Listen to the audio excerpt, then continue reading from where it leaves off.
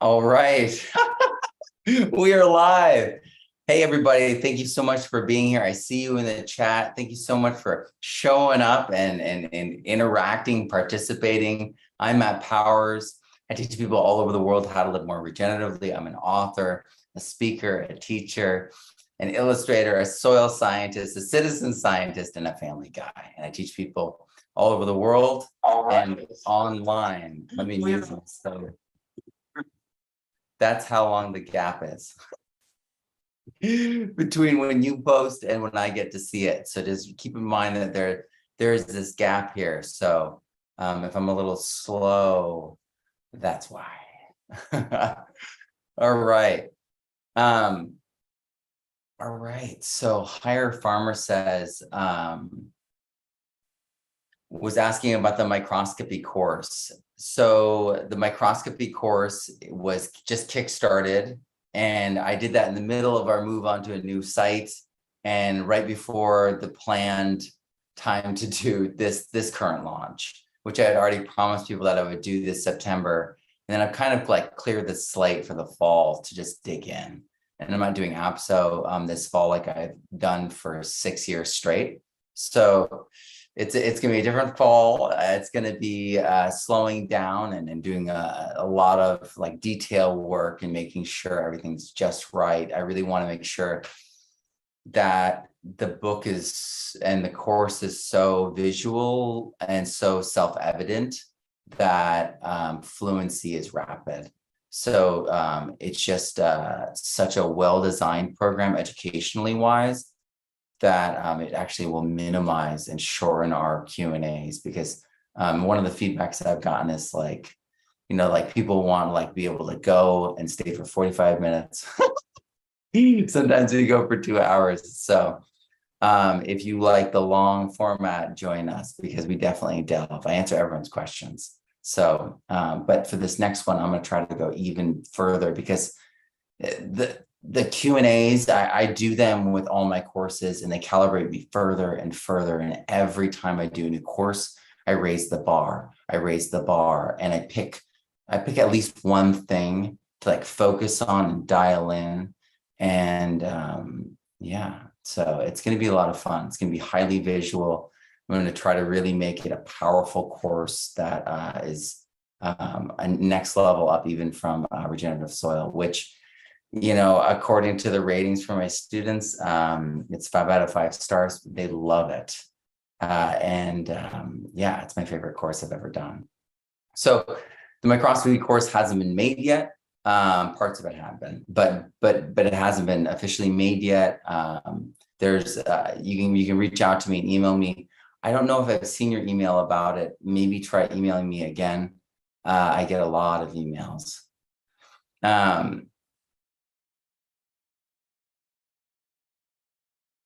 Could you please provide the details for regenerative soil versus regenerative soil microscopy in terms of both their actual content and how to be best to enroll, while also doing Explorer Kickstarter? In particular, I wish to do Explorer, but well, the Kickstarter's finished, but you could reach out to me and talk to me about those kinds of things, about like hopping into the Kickstarter and stuff. But like none of that's officially out. There's no like official like sign up page. I haven't built the page yet. I'm not like promoting it because we just finished the Kickstarter and I wanted to just get to building it. But if you reach out to me, email me and let me know. The thing is, the regenerative soil course is a 20-week online course that teaches you the basis for everything. So regenerative soil microscopy is how to use the microscope, how to do the testing, how to evaluate the testing, but not like what to do because of the testing, not how to evaluate it systemically. You can identify things, but that doesn't tell you what it means, right? So the regenerative soil course is the fundamental basis for all of my regenerative soil courses and books. So this is actually a really great question. Jordan, yeah, this is a really good question. I understand now. So sometimes this is why my answers take longer. So you have to use the touchstone of the original course and the original book to interpret the DNA and to interpret the microscopy. If you don't have that fluency of understanding the cycles, the patterns, and the natural ways that soil was formed, the natural ways that soils erode, the ways that humans have eroded them over time, the ways that people are doing it now, all of these things stacked into a fluent understanding, along with understanding the minerals, the biology, that is how, and then the solutions and how to create them. So that kind of fluency, understanding how plants and microbes interact inside and out in the soil, on their leaves, all of that. That kind of understanding is in regenerative soil, and that's why I really recommend folks take that first. If you haven't taken it and if you've got the Explorer package, I highly recommend you take regenerative soil, because I'm not going to be reteaching regenerative soil in that other course. That other course is going to be focused strictly on microscopy. Regenerative soil does have about an hour and a half of soil education and methodology and technique and how to assess, and it's basically a primer for microscopy. But my introduction is going to be 6 weeks, and it'll be much bigger when I do that than the hour and a half that's in the course. So this regenerative soil course has like everything in it. That's the wild thing about it. But the microscopy course is going to be highly focused, because the reality is, if I don't focus it, I'll run out of time. I won't be able to fit it into 20 weeks. That's the reality. And so that's what I mean by being more efficient. APSO is a 200-hour course. It's like a library. People take it and go, holy cow, you know what I mean? It's like, it's straight up a college course. Regenerative soil is 4 to 6 hours a week. It's definitely like a serious course, and that's why all the teasers I've done on YouTube are really like a drop in the bucket, because there's a few action weeks that are like 8 hours.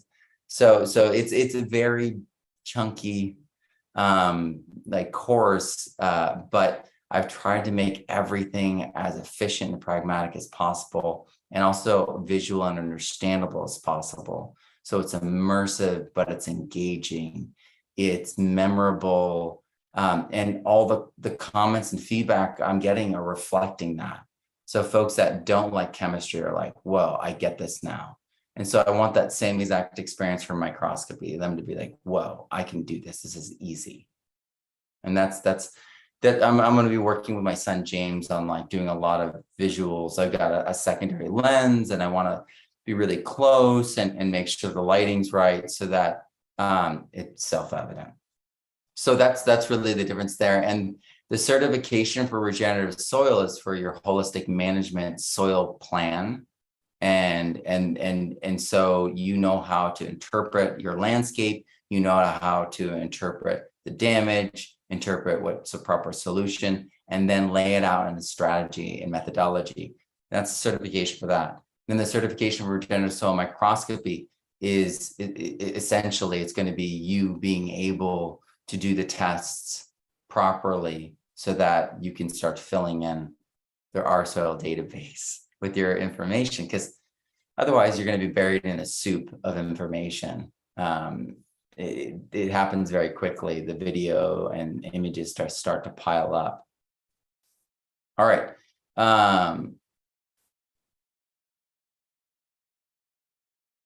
You would also like to start the regenerative soil course. I wonder whether 100 are. It's really all up to you. You guys, I have, the stripped down version on there, just the digital for the 100, and then the 200s with a book and a bonus course, and our soil database access. So that's a stacked option. And then the full option has 3 bonus courses. So it's 4 courses for the price of 1. I think it's over $2,000 worth of courses so it's an incredible deal. And folks, it's that Regenerative Entrepreneurs and Experts course. I don't normally talk about it, but people are asking me more and more to teach how I do what I do. And they're like, Matt, how do you have the energy? How do you have the organization? How do you do these Kickstarter launches? How do you create all these businesses and these books? How do you self-publish? And I've actually created a course already all on that. And it's called Regenerative Entrepreneurs Experts. And it's a bonus for regenerative soil. And people have started businesses successfully with it. People have started Kickstarters and successfully done it. So, and been fully funded. So it's really important. And I share that because I just know that there are folks out there that are seeking answers and seeking ways out of their situation. I know, you guys are talking about different like levels and money and such. And that's something that helps people start to create value in their own life. And the skills you gain from regenerative soil, you can like put through that lens and create infinite number of businesses. So that's really what it's all about. It's about being able to empower people in an incredible way, and to do it over and over and over again. That's what this is about. That's what these systems are. If there were better systems, I would be out there, researching them. And I've researched all the best systems, and I'm always seeking new systems. But this is it, and it's nature. I mean, there's the technical answers. They want to shock the soil. You know what I mean? They want to do all these energy intensive solutions, but the reality is biology, working with nature. These are the solutions that are going to make the change. All right, let's go for some other questions. How do you feel about barley's many enzymes for compost development? Ooh, Ryan, I love barley and the many enzymes. I think that there's a lot of people who could be using brewer's waste, and barley is one of those things that people can make beer with, but lots of different grains. They're really, really awesome. Regards to enzymes and barley speeding up the microbial process. Yeah, all of that. You can speed up the microbial process in a number of different ways by bringing in enzymes, by crushing up. Like you could go and crush up barley and add that crushed fresh barley, like sap and juice to a microbial ferment, and it'll just be incredible if you have that. Question, have you mentioned how oats and barley oxidize your soil? Yes. However, in the book, both oats and barley are mentioned on the list for cover crops to use. Well, the reality is some people live in the heather. Some people live where the soils are actually naturally acidic. And so when those things are actually releasing hydroxide, they're subsisting. They're like surviving, and that's their survival. So that's where they naturally grow. So, talking about Northern England, Northern Ireland, and that's where the peat bogs are. That's where a lot of bogs are. That's where the butter is in the bog, and the guy found it in the bog, and it was like hundreds of years old, and he ate the butter. I was an Irish studies minor. They're crazy. Okay. So yes, no, I know that they do that, but they are a cover crop. And if you use them in mixes, you can counteract some of that effect. And actually, you can kind of hit things from both ends and be like releasing stuff so that you get a churn going. So just to answer your question, if you're in soils that are not acidic already, like if you're in Montana where it's minerally acidic, because there are places that are naturally minerally acidic, oats and barley might help you balance things out. So this is why testing is so incredibly important. This is why understanding our climate and context is so incredibly important. And yeah. Hey, Matt, thanks for all the content. It's been very informative. Could you tell me what's the name of the corn that is Whoa, back up. It's jumping around. The purple one, and where could I get seeds? That's Piscodorantu seeds, and I have them. And people I've shared with have them. I don't think anyone else has them in America.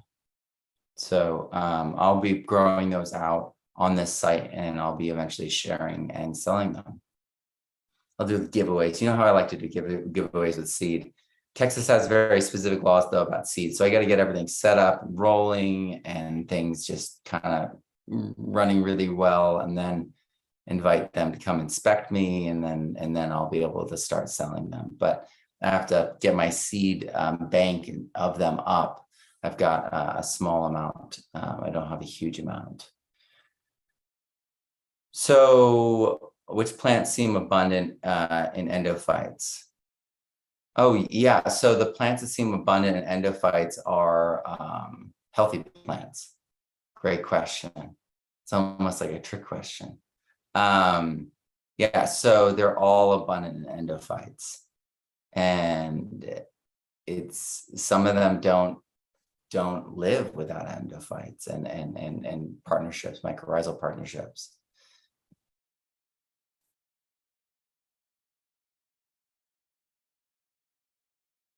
Thank you for being here, everyone.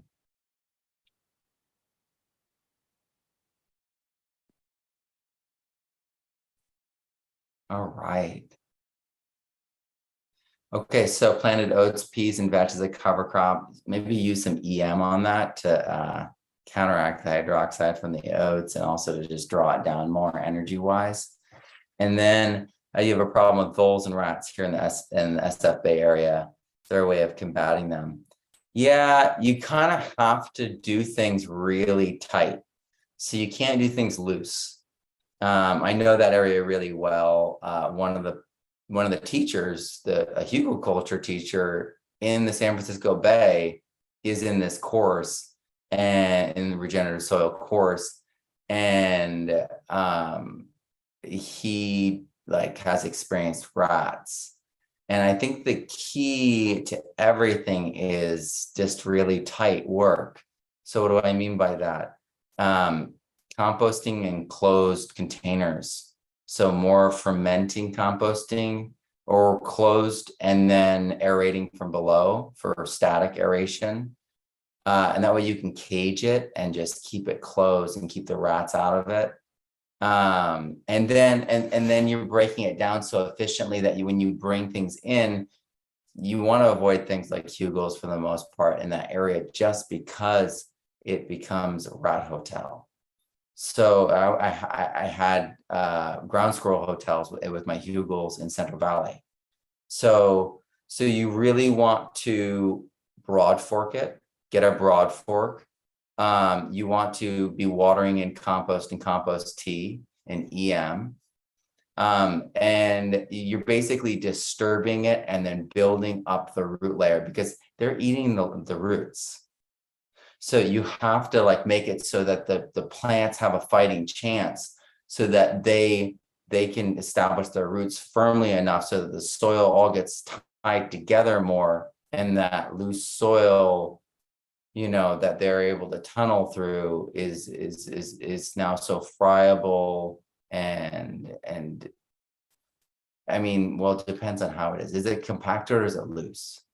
I've had both in that same exact area, but in Berkeley, right outside of San Francisco, his soil can be very loose. So it really just depends on where you are. So yeah, I would disturb them, establish the root zones, and get that Goldilocks level of soil so that it holds together. But then it also doesn't, their tunnels don't hold together. Or you can go the route of trapping them. A lot of people find that they have to do that. I don't know about that. I've seen other people control it by changing the quality of their soil. So yeah, I've been there. I understand. but yeah, it's about that Goldilocks level of soil friability. So it needs enough structure that you're tying up the looseness. And because I mean, the dry, loose soil that is compacted on top, you know what I mean? Like that, they love that. It kind of, yeah. So that can be hard too if the neighbors are contributing to it, and that can be an issue. Can you name a few microscopes that won't break the bank? Yeah, AM Scope's got some microscopes. Omax. Can anyone in the chat? Yeah, it's they're on Amazon. I've got a 40% discount on LW Scientific, and I've got a 10% discount on microscopes.au. So if you guys are interested in those, and those discounts as part of the course, part of Regenerative Soil. And the thing with, if you want to do things professionally, I would absolutely 100% recommend the L&W Scientific. They're absolutely fabulous. I mean, the fact that they're $1,400 model, I mean, you can get 40% off that, but that $1,400 model, that lens gives you National Geographic level pictures, such that, I mean, people on the internet and my mentors quickly like alerted me when I started sending them pictures. They're like, what are you doing? What's this new microscope, Matt? And they noticed an immediate difference. And so I recommend, you know, you can start with AM Scope. They're like $200, $300, $400. Omax is the same kind of range. But LW Scientific is some other level. It's medical level. It's professional. All right.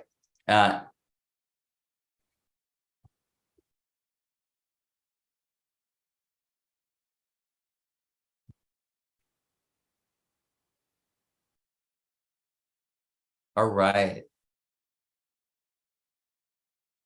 So Roadstar has a question about, hold on. Oh, yeah. Oh, come to Nambia. I'm not a good traveler, unfortunately. I have to like, because my Crohn's, I get flare-ups if I don't go to bed on time. I have to like live in this schedule and this diet. It is what it is. But yeah, no, I dream of traveling. My wife would love it if I would travel more. But thank you. Maybe someday. Hey Matt, I've been loving all the content. My IMO compost is doing really good, and I'm always out spraying out worm castings and kelp tea with lab and FPJ. Dang, you're crushing it. Thank you so much for being here and sharing that. That's regenerative soil in action. Very, very good. Do you have any intensive courses or consulting that would allow from start to finish how to regenerate a couple acres for a nonprofit? Yeah, Regenerative Soil, the course that is starting tomorrow. I can grab a link for it. I didn't have it ready or anything. I just was gonna do this. Ask me anything. You guys are wanting to talk about this. It's great. Really appreciate it. All right, so here's the link. Obviously, I'm probably like a minute or 5 minutes late to like you writing that. I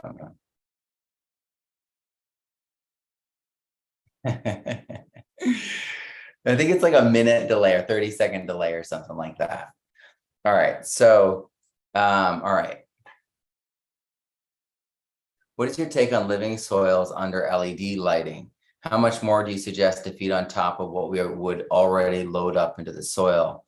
Well, I just was hanging out with Chris Trump, and he has perfected using all the regenerative soil methods. He's actually got a recipe for indoor soil in a permanent bed that just it keeps going. And you would do the maintenance solutions that are also in my course and in his courses too. They're in Chris Trump's courses. Chris has an excellent course. Well, Chris has workshops in person. He has an online course, and he's always adding to that online course. So, but yeah, that's all in there, and it's really incredible what you can do. Now, in terms of LED lighting, in terms of like the full spectrum, and all that kind of stuff, there's a lot of debate around that.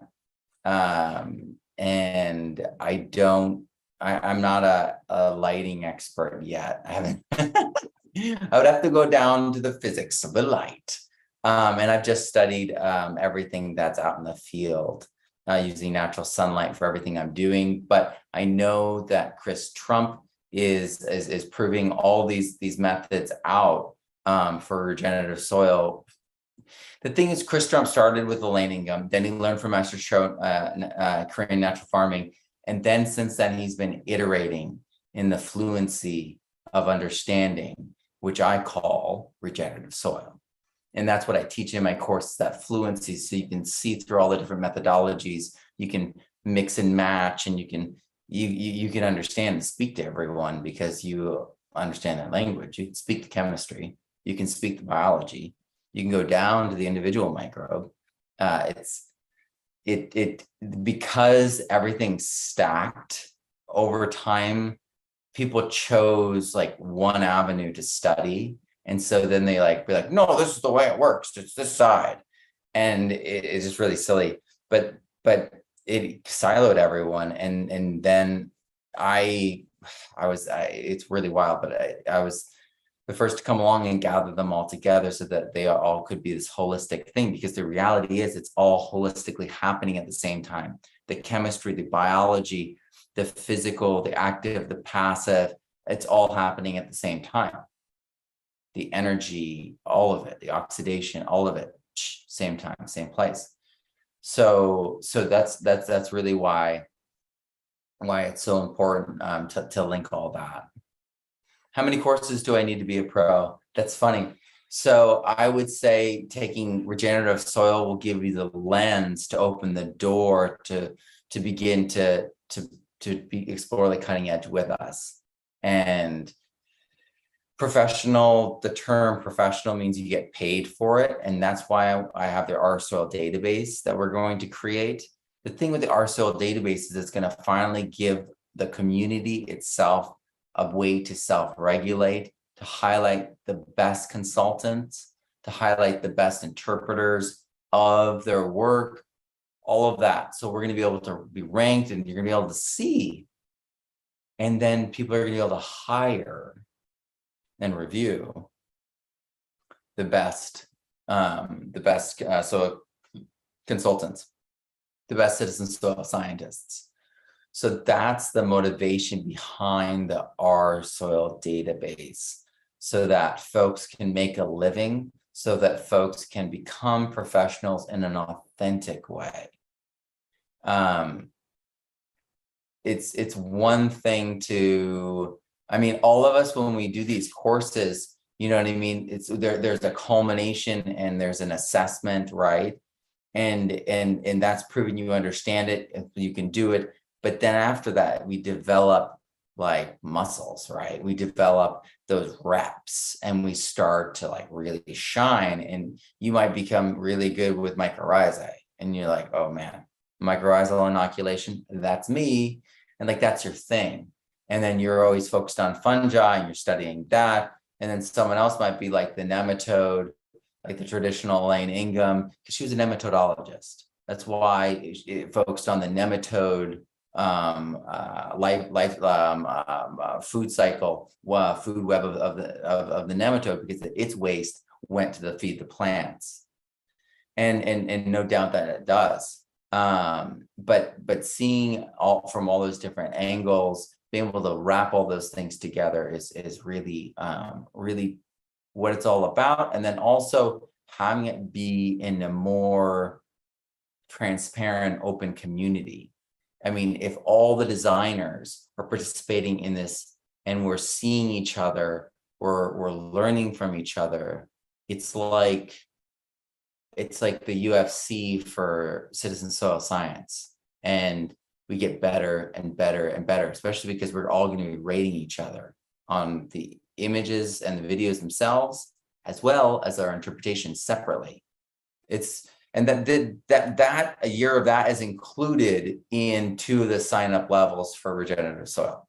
So I want everyone to start getting in on this, because this is a game changer. This is how we're going to get over the hurdle. This is how we're going to see nuance. This is how good, better, best is going to be discerned with practice. This is how in the environment of fluency, you have Shakespeare show up. In the families of musicians, you have the Bachs show up. In the communities of soil science, where I get to just speak freely and I get to just riff. You guys get to like we really get to go much deeper than I can online on YouTube.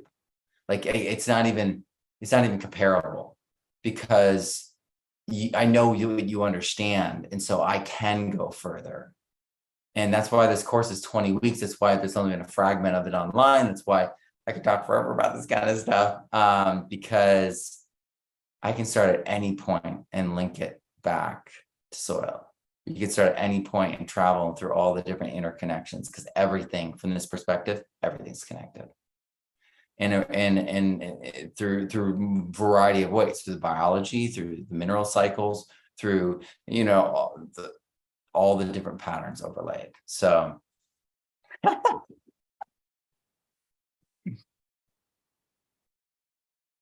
yeah. All right.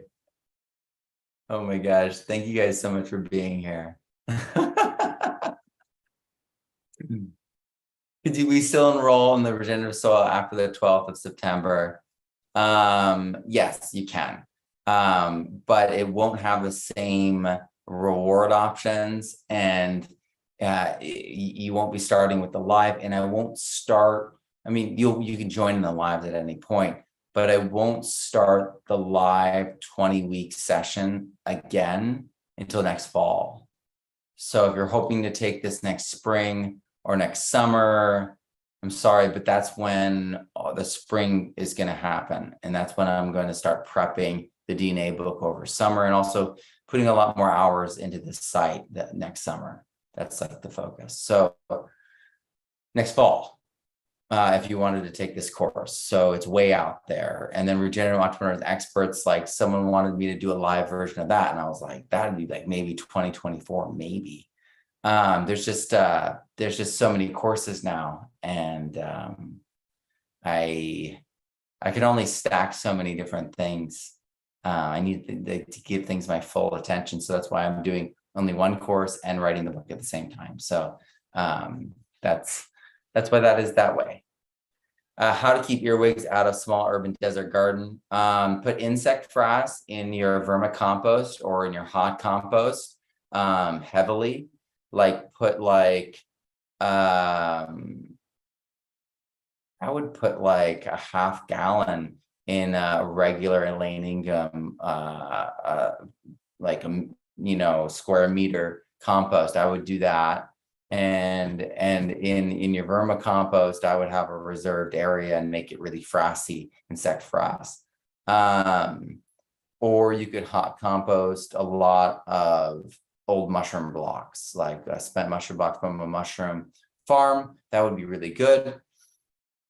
And that would create chitinase. And so because mushrooms and insect frass are all made of chitin, it would create chitinase. You water that on the garden, they digest the earwigs, and then the earwigs turn into amino acids and food to feed the actual plants. So yeah, I haven't planted in the ground, only in planters. Any suggestions? Yeah, I would do exactly what I just said.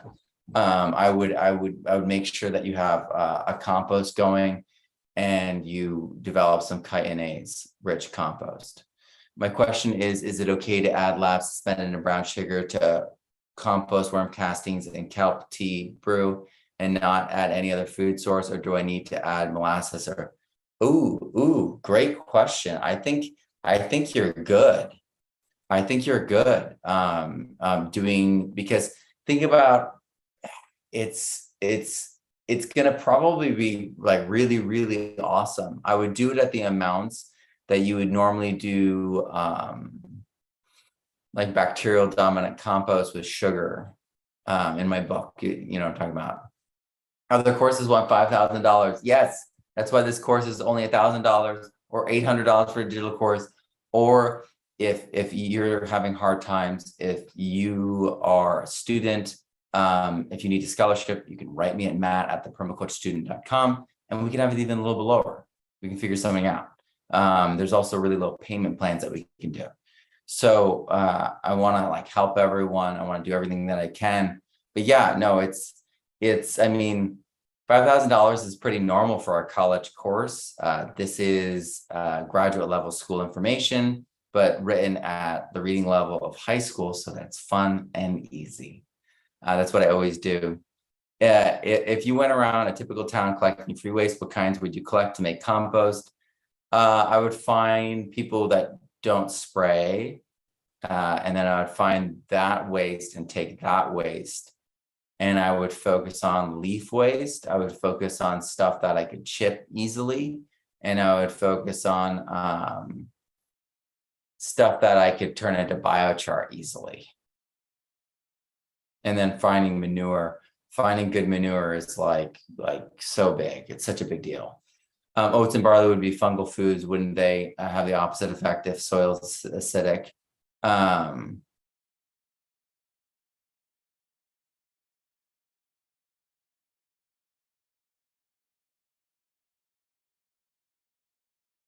So the thing is,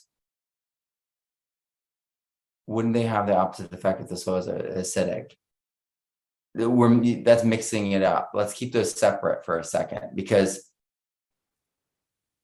they're fungal foods because they're complex and hard to break down. And so that's why the ground oats and the Elaine Ingham compost tea recipe bring out more fungal foods. What they do in the soil as their plant, as oats is as their plants, and by releasing hydroxide, has to do with them, their natural situation and how they naturally behave. And it worked on those, the acidic heaths where they were originally grown and grew originally. Question. Matt, I want to make an EM with local yeast and worm castings. Well, you know what he was requesting in that last interview?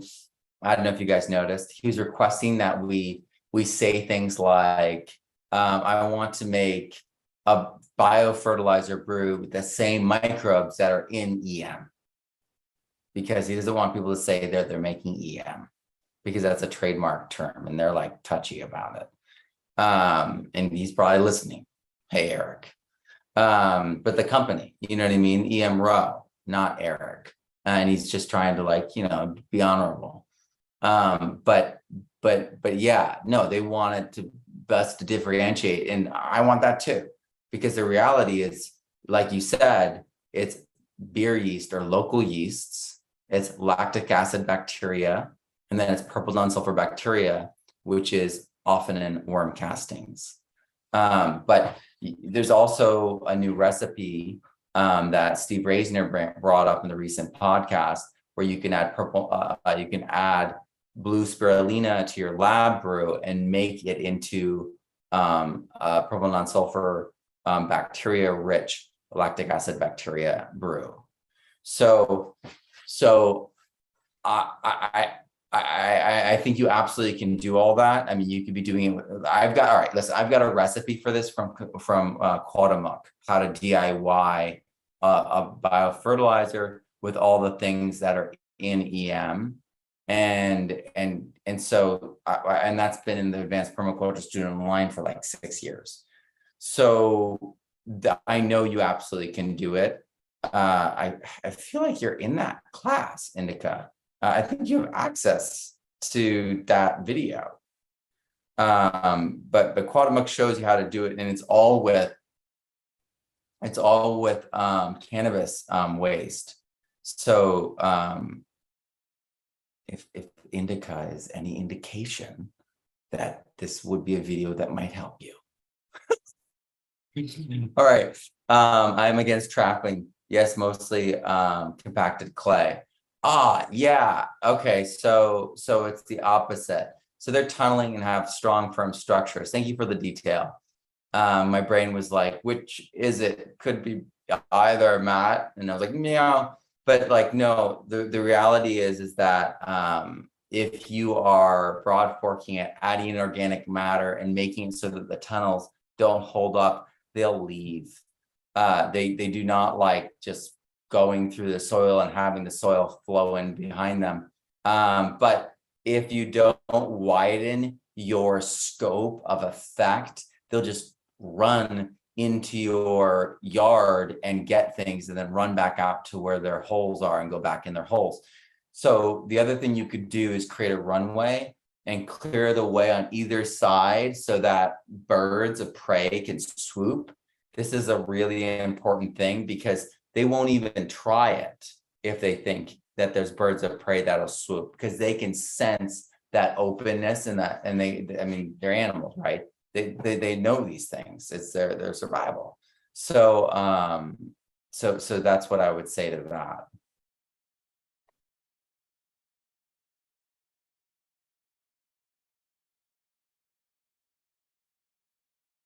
Omex has those cheap trinoculars for using a monitor. Yeah, and that person, Hook, is completely right. Using a monitor is the correct way to do it, because you will just be working and you'll lose track of time. You're supposed to look away for 5 minutes every 15 minutes, technically speaking. Like, this is why I tell people it's not healthy to do microscope work with the eyeglasses. And some old timers are like, no, it's fine. You just need to look away every 15 minutes for 5 minutes. I'm like, really? It's like, that's like the directions on heavy equipment that like gives you arthritis, right? Like, holy cow. Okay. You know what I mean? It's like, that's like what like people in like radiation suits have to remember when they're going into like radioactive cores. You know what I mean? It's like, that's not good. And the fact is, it's like you're shining a light from below towards your eye and it's being focused and magnified. And you're trying to see through roots. So you're like turning it up and cranking it up, and not good. So Hook is totally right. And you guys, yeah, professional desires, Instagram budget, we all start somewhere. I mean, I started with the AM scope, and now I have the L&W Scientific. It took many years, but it's night and day. Basically, this is workable. This is enjoyable. This is fun, and like you're riding like a sports car into like space, except it's the microscopic world. It's unbelievable. This thing's unbelievable. I've never driven a sports car, so I'm guessing here. but this gave me headaches because the eyepieces, and it just is not. It's nowhere near this. Just saying. But yeah, all things in their time and season. What do you recommend for our watering in urban food forests and arid climates or limiting water environment like LA or Tucson? So Lulu, first question I have is, what percentage of your soil is biochar? Because I would make sure your soil is 15 to 20% biochar in the top 12 to 24 inches. Because the reality is it can hold 3 times its mass in water. So Luyu, this is going to give you, if you add that 30% in, that gives you 60% more water holding capacity than you have. Yeah. So get biochar. Michael Whitman, Blue Sky Biochar, is in the LA area. And then start composting, EMing, and cover cropping as hard as you can, because that's going to really bring in the organic matter. And every 1% you raise in organic matter, that's 20,000 gallons of water per acre of plant available water you've just added. And in Arizona, speaking of Tucson, in only 2 months with adding EM with their fertilizer when they're fertilizing, a farm in 2 months was able to raise their organic matter levels by 0.5%.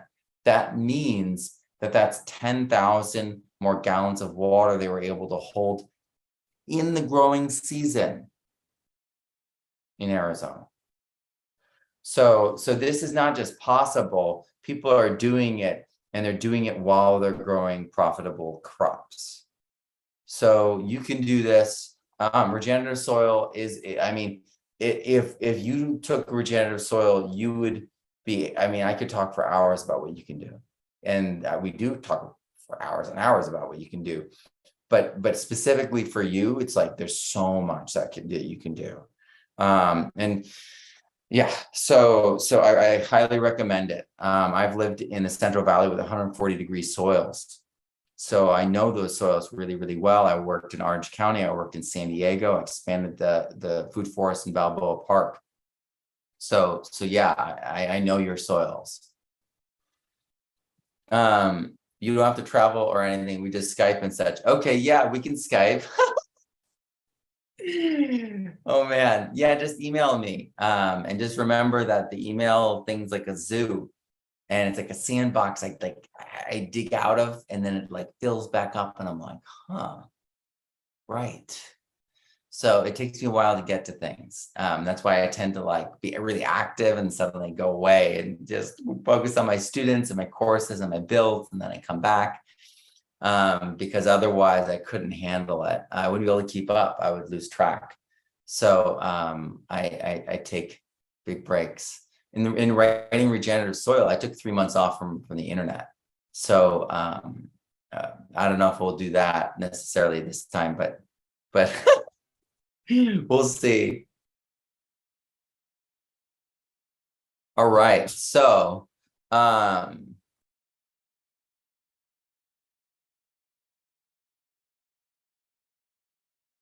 is the foliar biofilm a real thing? Yeah. And it has to do with the surface tension. And that's why people are using surfactants to break the surface tension on leaves to deliver nutrients. Do beneficials actually eat bad stuff while on the leaf and stay alive, and plants can absorb protein isolates to the leaf? Is that effect happening with tea? It's a little different. Great question. Chiefs Chillaxon's got a great hot question. Okay. So the beneficials, do they eat the bad stuff? The beneficials outcompete the other guys, and then they fill up the spaces. So they fight for the nitrogen and outcompete the other microbes, the pathogens. And then they establish and tie up things. So like why is cerveza yeast, like beer yeast, a beneficial to plants? It eats simple sugars, doesn't it? Yeah, because it helps sop up the sugars. It helps the plant handle its simple sugars. And then when you think about purple non-sulfur bacteria, you think about lab. Purple non-sulfur bacteria feeds 4 ways. Lab feasts on nitrogen and turns it into amino acids. The sugars and the nitrogen, those are the 2 first levels of the plant health pyramid by John Kemp. So they outcompete and regulate the plant so the plant can protect itself. And they also alert the plant. So the plant goes on like high immunological alert when this is happening. They're like, microbes, ah! And then they go into an immunological response. So that's really what's going on. And there is some talk of like bacteriocins and other things that are antagonistic. I've read where bacteria and fungi will basically make it so the other microbes can't get their iron straight or can't get access to iron, so it kills them that way. It's basically like most of it, unless they can eat it, they're doing these kind of sideways attacks on each other. But it really depends on what we're talking about. All right. How to fix hot soil in a container, EM or lab. That's the way to do it. Hey, bud, is worm humus always very fertile, or can worm castings be less fertile depending on the nature of the soil? Well, yeah. I mean, they are fertility in action, but if you were to suddenly add in kelp meal into your soil and biochar, those worm castings would be much nicer. So there's definitely gradients. Your instinct is correct, Shannon. There's gradients to worm castings. Would extra fertility be needed to add it, or will the worm castings humus be enough? It depends if you have the minerals. So if you have the minerals in the soil already, then worm castings can help you make them more bioavailable. But if it's not there, they don't make things happen. They don't create things. They just can change things form. Is it composting in place?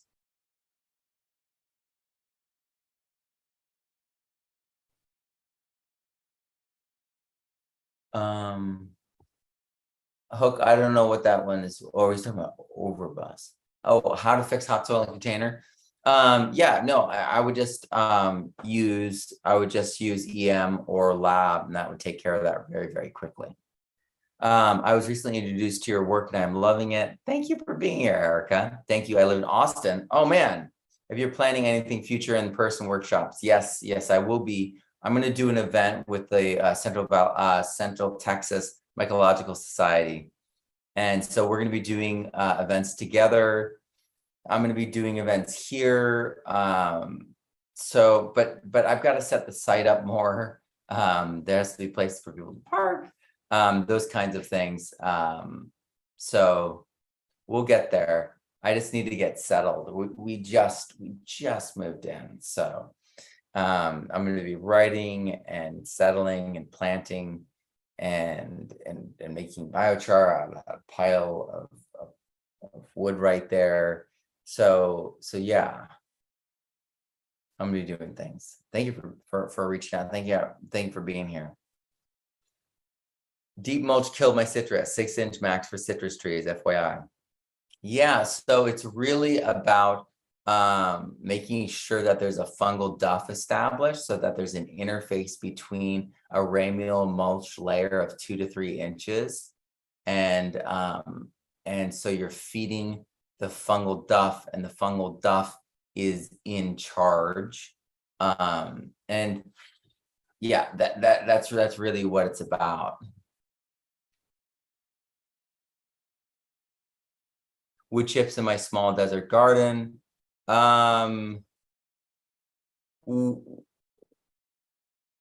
Maybe.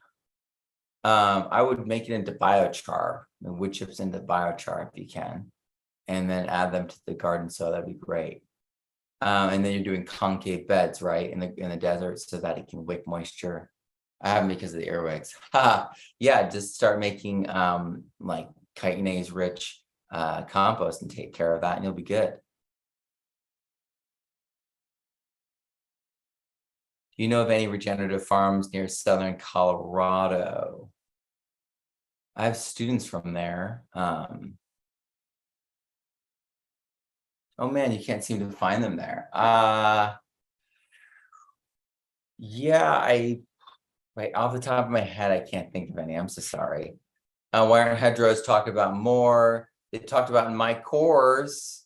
They're so critical. If you have hedgerows around your field, you increase your field yields by 12 to 15%. It's the bomb, TJ. Thank you for bringing it up.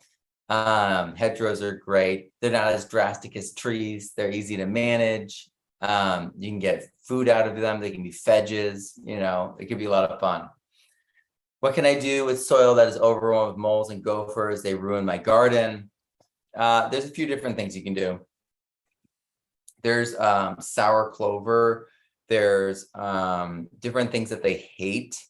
And using a broad fork to break it up, and then adding compost and regularly adding compost tea, and then doing aggressive cover crops so that it's in a sheet of plants. Well, that was dramatic.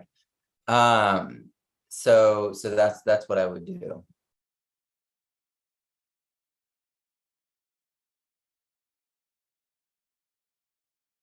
Oh, it moved again. Oh, wow, questions.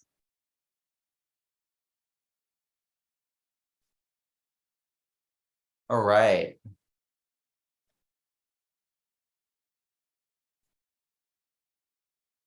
I'm struggling to find ways to convince my clients and my boss to do regenerative soil practices. There's a college in Melbourne that's in my course and doing what's in this course, and I can't remember their name right now.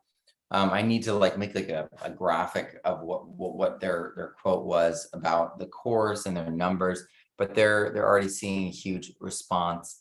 Utah State University saw a doubling of their yields. With these studies and these universities all coming out, I would source them. The back of Regenerative Soil has references like they go on and on and on and on, that you can source. Everything's been proven. That's the wild thing about our situation. We have all the answers.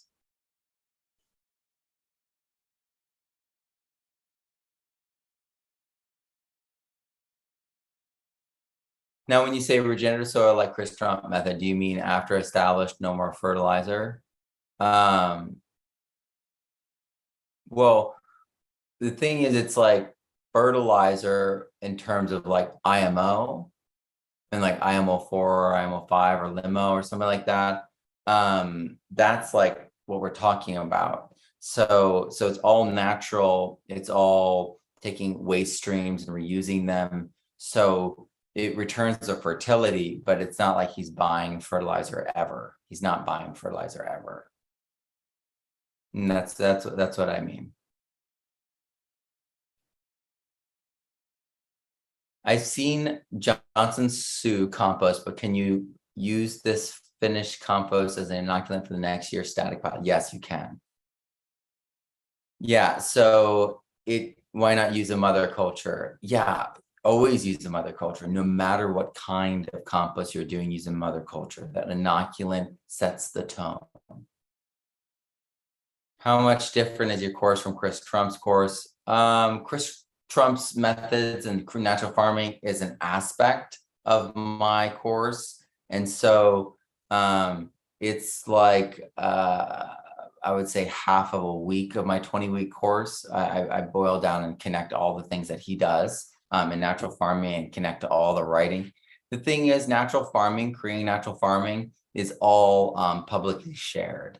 So all the information that Chris teaches, except for IPMO, which he created, except for limo, and except for his spoon feed, like he's got like a bunch of things that people do and that he's created, and he's talked about them. He's very free with his information. He's a great guy, and so yeah, I would say that my course is, I think it's 10 to 15 times larger, maybe 20 times larger than his course.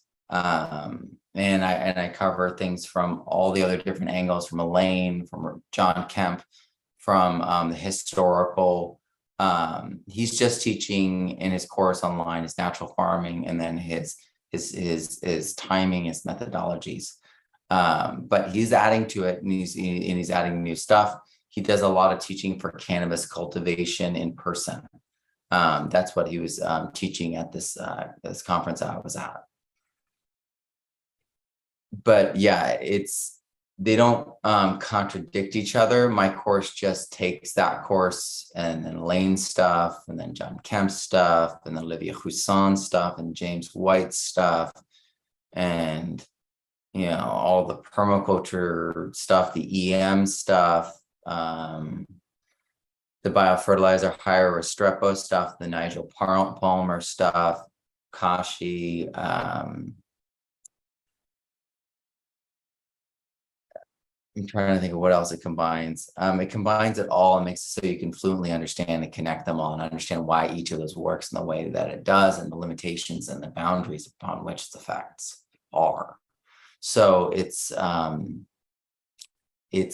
very different from anything else out there. There's nothing like it.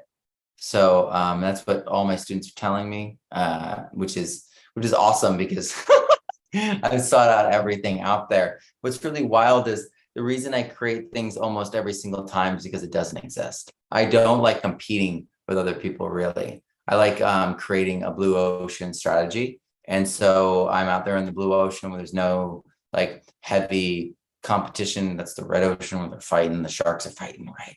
I'm out in the blue ocean. It's all by myself. And then like I bring people along with me. And then we like create this new space. So I always prefer that kind of creation because then I have like the space to imagine and create and it's really fun because I can build off of all the things that people have done and honor the people that came before me, and they can support me as well because I'm not doing what they did. I'm honoring them, but I'm not replicating them and competing with them. So that's really what I love to do, and that's what I do in my courses. Just brewed up some Neptune fish, EM, kelp, silica, bang, bang, awesome. All right, there's lead in the soil here. You need to get fish meal, fish bone meal worked into the soil. And there's more things you can do. It's in the back of Regenerative soil in the soil remediation section. But primarily, you want to use fish emulsion and fish bone meal because the phosphorus will bind with the lead and create pyromorphite crystals that are non-soluble, non-bioavailable, all taken care of. I could start a kelp business by taking my boat to the beach. Yeah, do that. That's awesome. What's the retake on John Kemp's regenerative soil programs? I've taken his courses, and they're much like they're basically exactly like his podcast. So if you like his podcast, you will like his courses. They're focused exactly on what he kind of teaches already. So his pyramid course is just like the pyramid talk, except a little bit deeper. And so he's very consistent. It's very just what you see, just a little bit further expanded. And yeah, he's a great guy, great courses. But in terms of fluency and understanding, I mean, at the end of it, you learn how to buy his products and do it on a farm scale level. So it doesn't open up the door to possibilities of doing everything. He doesn't tell you any of the microbes that are robust in his mixes or anything. And I like John. John's a friend, and I like his courses. But they're not for gardeners. They're not for people trying to learn any other methods. And unless you're cool with buying his products, you might not be how do I do this? You know what I mean? Other than buying your products. But people are having incredible results. His products do work. And there's natural solutions to all that too, though. And so we all are coming at it from, all these different angles. I'm much more of a natural farmer. And so but I need to understand all these things, and I'm combining and making new preps because of that understanding. And that's really what we need, is that fluency. Great question.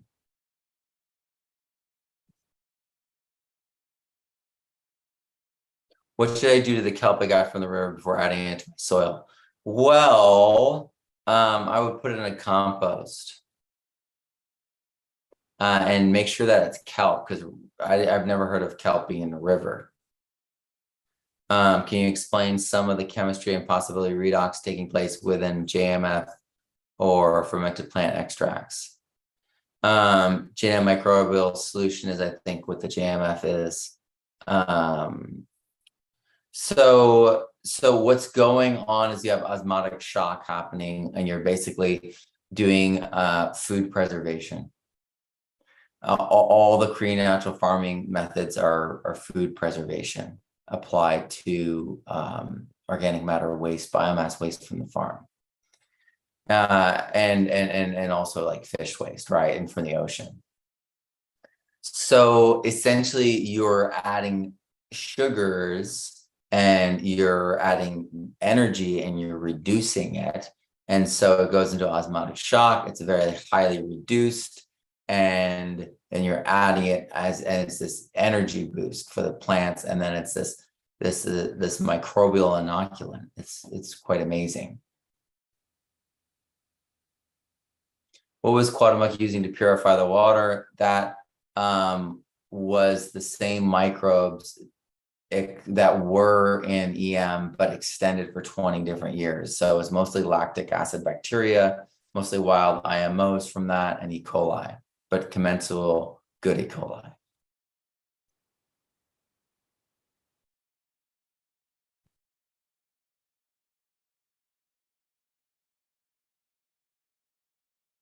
Heck yeah.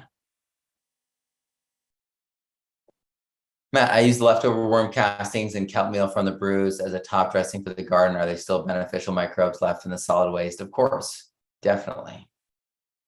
I have scoped my extract tea leftovers, and there is still lots of biology. Yeah. Awesome. Sweet. What are the type of crops that thrive in Florida sandy soils? I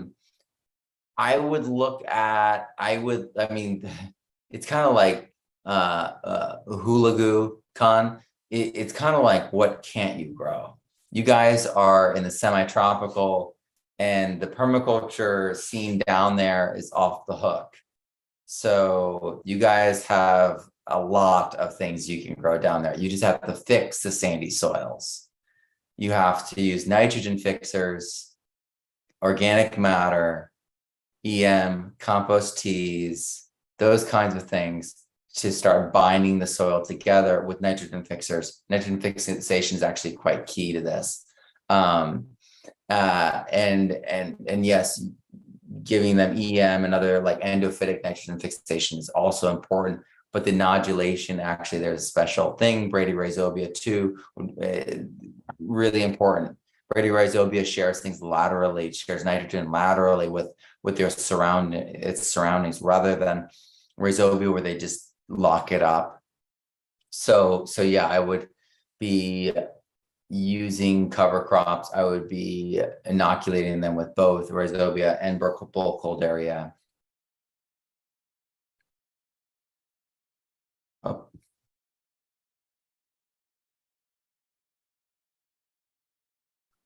All right, here we go. Just bought the course, so excited to learn and get out of my dead tech job. Oh my gosh, Corey, welcome. Thank you so much for joining us. It's an incredible course. That's the thing, is it really works. People are transforming their soils, their sites, their farms, their businesses. And people are realizing that they can do compost businesses. They can create inoculant businesses, and they're doing it. So I'm so excited for you to join us.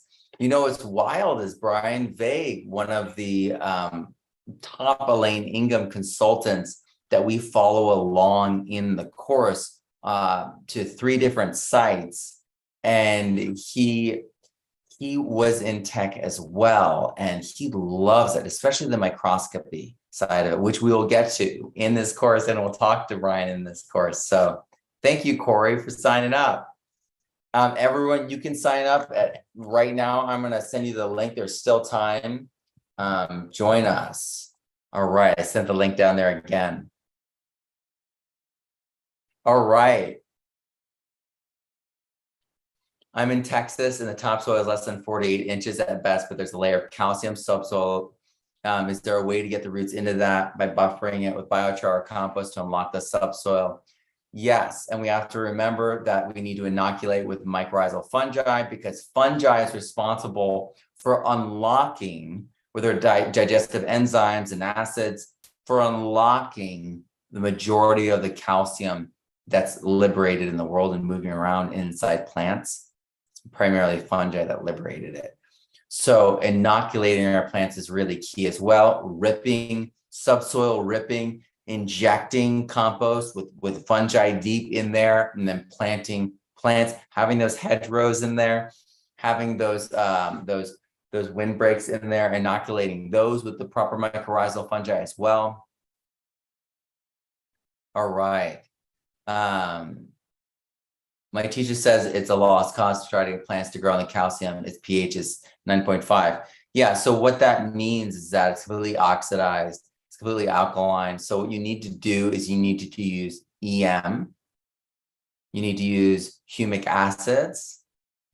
And then you need to use an aggressive cover crop that you would soak in EM, water down, EM before planting. And then you're going to weekly treat with like IMO, EM, that kind of thing. And it's going to grow, and around that root zone, it is not going to be 9.5. It's going to be like 7.5, maybe 7. And then it's going to just start powering out from there. It's not just possible. People are doing it. People are in Arizona in alkaline soils doing it. People all over the world doing it. What does the duff mean? So it's a decomposing layer of organic matter. It's just a punky kind of decomposed matter wheel, donut around the plant. So it's just the punky organic matter. Leaf miners every year on the dogwood tree, and horrible Japanese beetles. Any thoughts? Yeah, what we talked about earlier, the chitinase-rich compost, make chitinase-rich compost tea and melt them. You can put insect frass in your vermicompost, melt those guys. Awesome.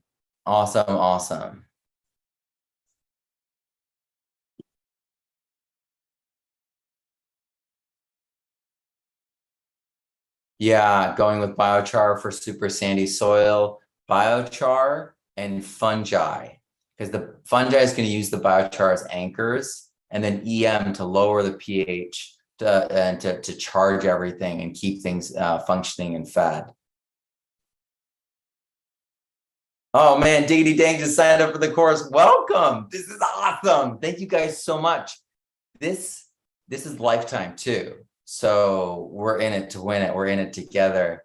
And this community, we're going to be expanding and having the RSoil database too. So this is just the beginning. This is really exciting, you guys. I'm so excited that you guys are joining us and taking part, because everyone that takes this course is ecstatic. Everyone, I've got the reviews. And it's such an honor too. I've been teaching permaculture. I've been teaching, before that I taught English, before that I taught so many other different things. And this is what I truly feel my calling is. I've seen farms turn around. I've seen gardens that seemed impossible happen. We are going to be able to see the transition of all farming, all gardening to regenerative soil in our lifetime, because of the database, because of how powerful the information is in this course. There's a reason why one of the most cited, one of the most published scientists in the world, not just in soil science, but in the world is endorsing this course and endorsing this book and helping me behind the scenes, because this information is nature. I've just organized it. I've just brought these things together and highlighted it so that it's easy to understand. But it's not me, it's nature. It's the actual cycles, natural principles, processes, and patterns. And when you understand them, everything finds its place. And every new thing you learn, that's why I always wanted to learn new things. I'm like, oh yeah, well, I'm keeping an open mind because everything comes in and adds its piece and it fits. That's what's been going on the past 2 years. I found nothing that doesn't fit in my understanding from regenerative soil. Regenerative soil has completely radically changed my understanding of the world, but it's also made it so that every new thing fits. And then it enhances all my other understanding because, oh man, I mean, I don't know if there's anyone here from the course that can chime in, but this understanding of the way that the actual energies work, this understanding of the way that actually carbon actually works, it lets you to just cut through the BS of all of the health and the confusion and the agricultural confusion and the online debates, and you actually can measure things yourself. You actually understand things. You can read the published articles on health and soil and everything, and you understand the words they're talking about. So this course, it really helps people go to a completely new level, not just with their soil and their sites, but with their understanding of everything, so that they can now understand those academic journals. They now can speak to anyone from any branch of the the big family and the soil family, and you can be understood, and you can understand them. And that kind of fluency is, as an educator, that's community, that's legacy, that's providing for the future. That's truly future care, to give back to permaculture. But this is why it's lifetime access. This is why we have the database, because we want it to be transparent. We want to share and grow together, because out of that, and I always go back to it, but it's like, it's out of those communities where things are fluent and fertile that we get those incredible geniuses, those incredible breakthroughs. And because it's going to be all selected by the community itself and honored by the community, I'm not choosing them. No one's choosing them. It is the community. It is their service. It is their actions. And it's the transparency that does it. Oh, man. The world that this suggests is possible is the most exciting thing for me, because if we can sort out and then cut through the BS around food and health and soil, that's going to liberate so many people from suffering. It's going to make so many farmers wealthy. It's going to change local communities entirely. And I just can't wait for that to happen. I'm so excited. All right, let's keep going.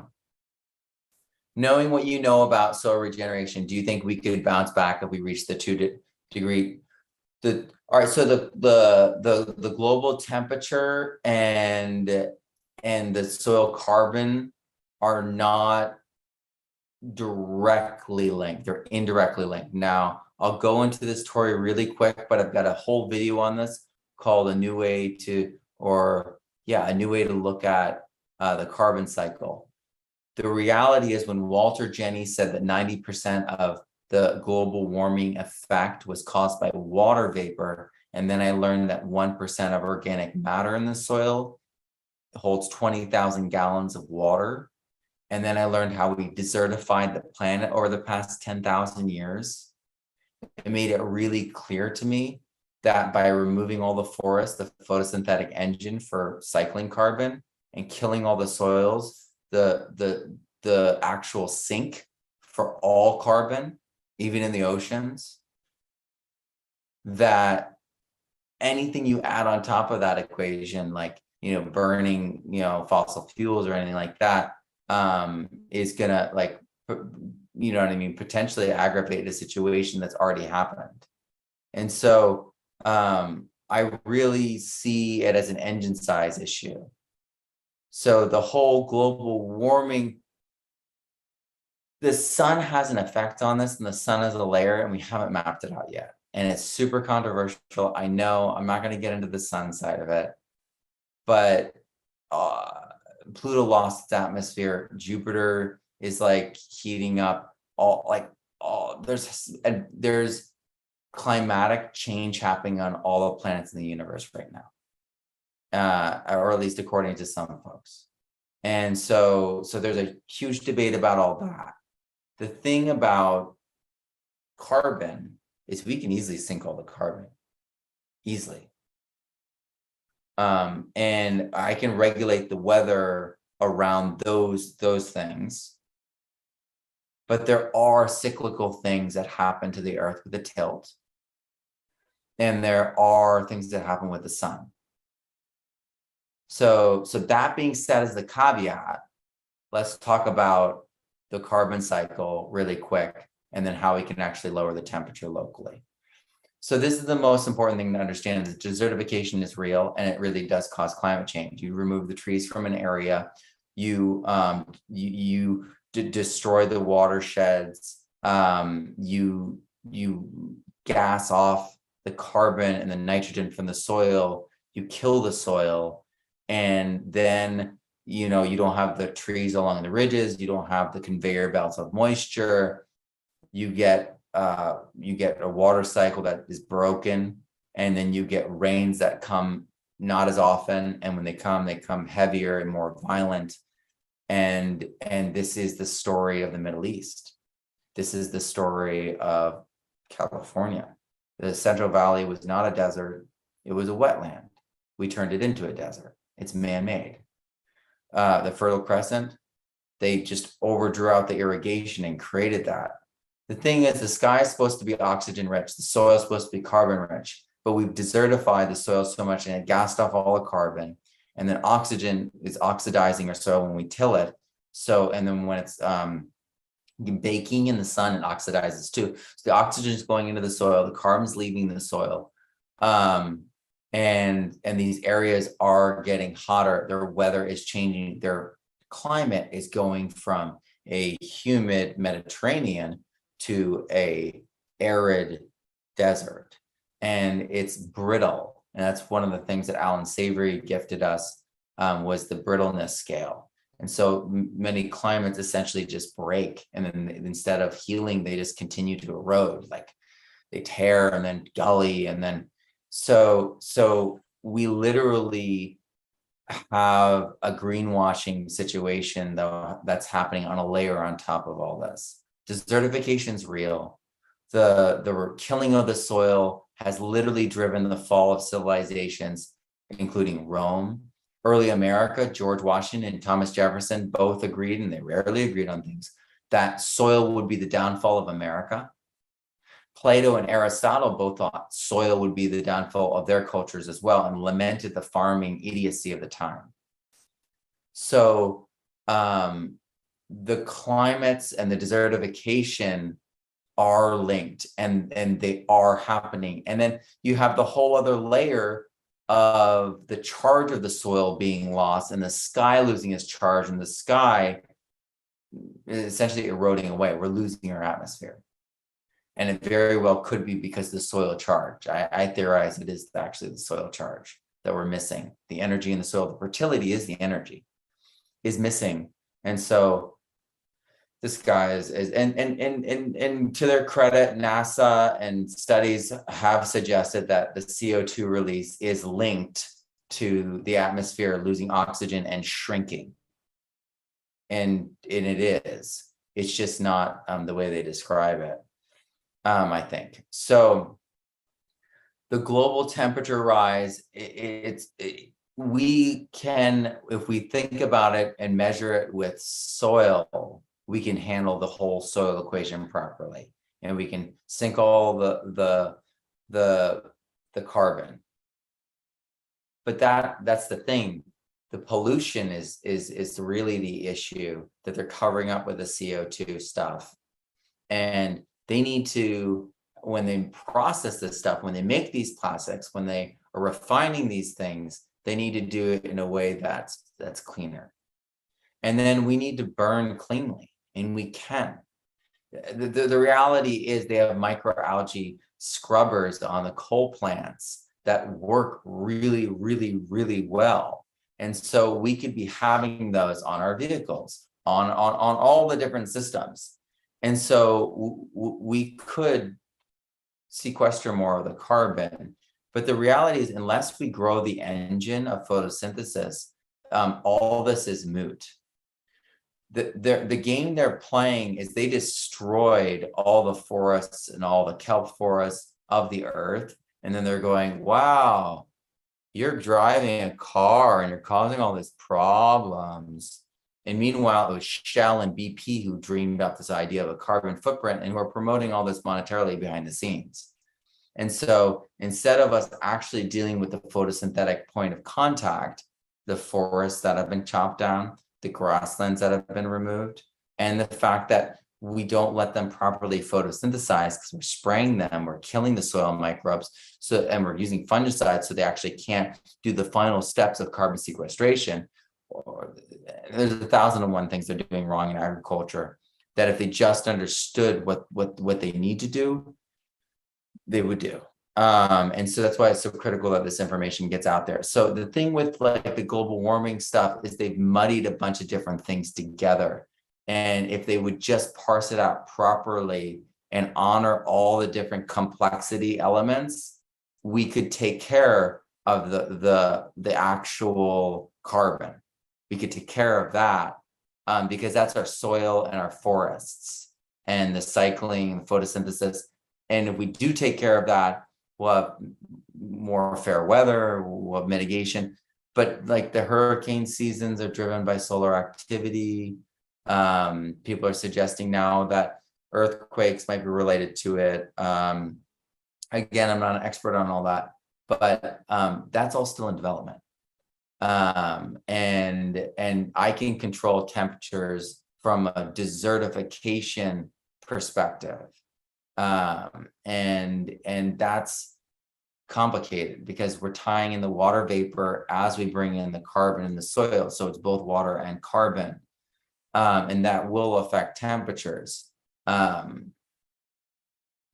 if the theory around the sun and the sun gets like crazy, unless we bring back the soils and it brings back the thickness of our atmosphere as a protection against that solar flare potential, or the sun's just normal activity being stronger, that's completely unknown. So I always want to A, keep an open mind, and then B, honor the unknown and also make room for those complexities. Because that's exactly what's not happening in the narratives that we see. It's this absolutism that that really worries me. When I mean, it's really actually very simple to tie up all the carbon, and it just doesn't make money for large corporations and banks. It makes money for local farmers, local businesses, and makes good food and healthy bodies for everyone. So it's, I mean, that makes it so that like healthcare costs go down. That makes it so that farmers don't give money to big pharma and big chemical companies. It makes it so that they have more local power and more independence on the local level, which means they have more voting power. So there's like a lot of people kind of standing in the way of what actually needs to happen. And so, yeah, and then all those numbers and stuff are averages of averages of averages, and everything's in flux constantly. And so how you get those numbers is always a slippery fish. So yeah, I honestly think that the best way to go about the whole carbon thing is think about soil organic matter, reverse desertification, keep it really tied to like things that we can prove out, that we can show people. And because that's real climate, you're affecting this, like everything, you're affecting the watershed, you're affecting the weather. And we've seen it proven out. We know the history of of all these different cultures, and we know that's why Rome invaded Egypt, because they had already run out of soil. The Romans were fond of tilling. They would till 6 to 12 times a year. They tilled all the soil off of Italy's hills into the Mediterranean. And then they had to go to Egypt to get grain. This is history. These are things that we know or should know. I was a history teacher.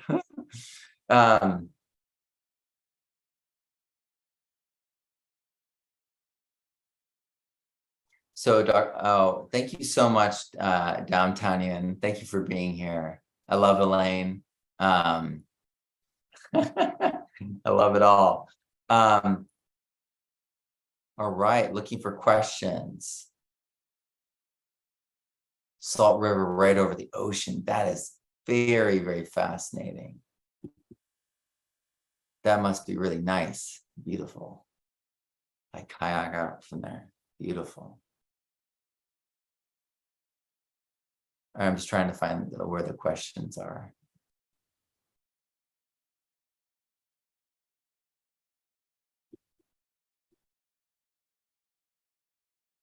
All right, all right. Phew. All right, I'm almost to where it was. Oh my gosh. You guys that are asking questions, it's good, it's good. I'm just trying to find where we were. Oh, here we are. Okay. Matt, love the info. Got a question. Soil does until the end of summer, then the bugs come out. For info all year, my collards have no aphids. Now they are starting to attack. Any ideas? Yeah, you've run out of something, or you're switching gears to reproductive and you don't have the phosphorus, or it's too many nitrates and you've got oxidized alkaline soils. So you can't actually get ammonium, so you don't get the nitrogen form that you're looking for. This is super common, because there's actually growth stages and they need different things at the different stages. Can you ferment pizza dough nicely with compost or a little compost extract, right? Ay, ay, ay. No, no. I hear you offer reference training microbes to eat specific things like glyphosate. Can you expand on how to train microbes and how that works? Yeah, you have to feed them the right amount of the substrate with the contamination, with the amount of food in the right ratios, and then they can start training to be able to eat it if it's the right kind of microbe, because microbes have a range of things that they can eat, and each microbe class and group is different. Now, can you use your drop? And I talk about that and teach that in the course extensively. Can you use your drop of balance to recharge? Hey, buddy. Can you use your drop of balance to recharge your RO water? If so, how much?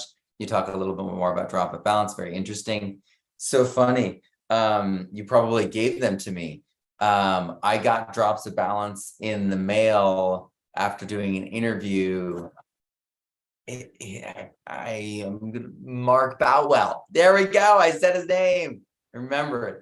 Yeah. So Mark sent that to me. I used it in one brew only, so I haven't used it much. I really want to like test before and after and see what happens from a mineral perspective. All right. So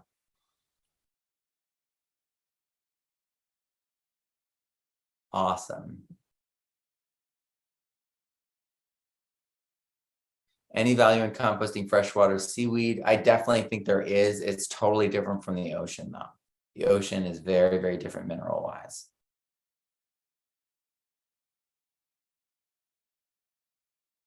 Nice. EM1 and Bacillus. I love it. I love it. I love it. Yes, yes, yes. It's amazing what it can do. Lactobacillus is in EM. All right.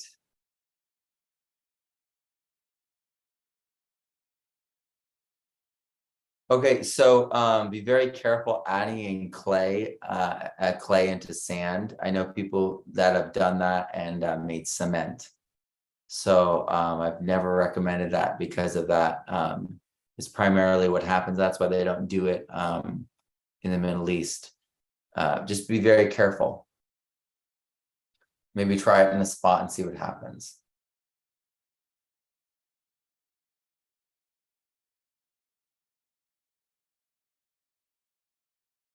All right. How do you deal with slugs?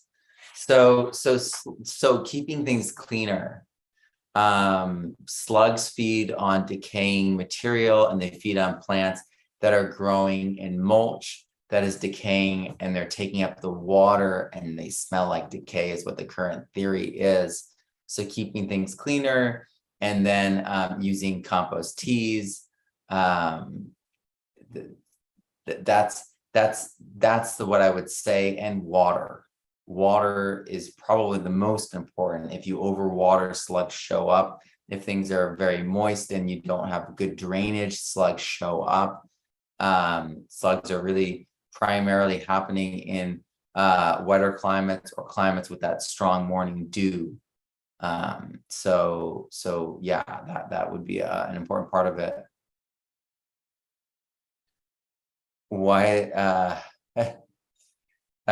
so I actually have a video on my channel of Elaine Ingham talking about EM and how it's beneficial.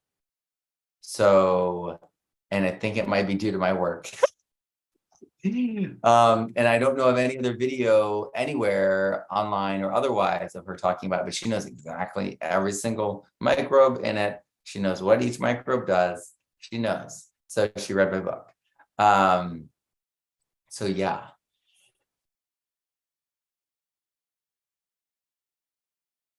Awesome. Jared, awesome. Happy birthday. Welcome to the course.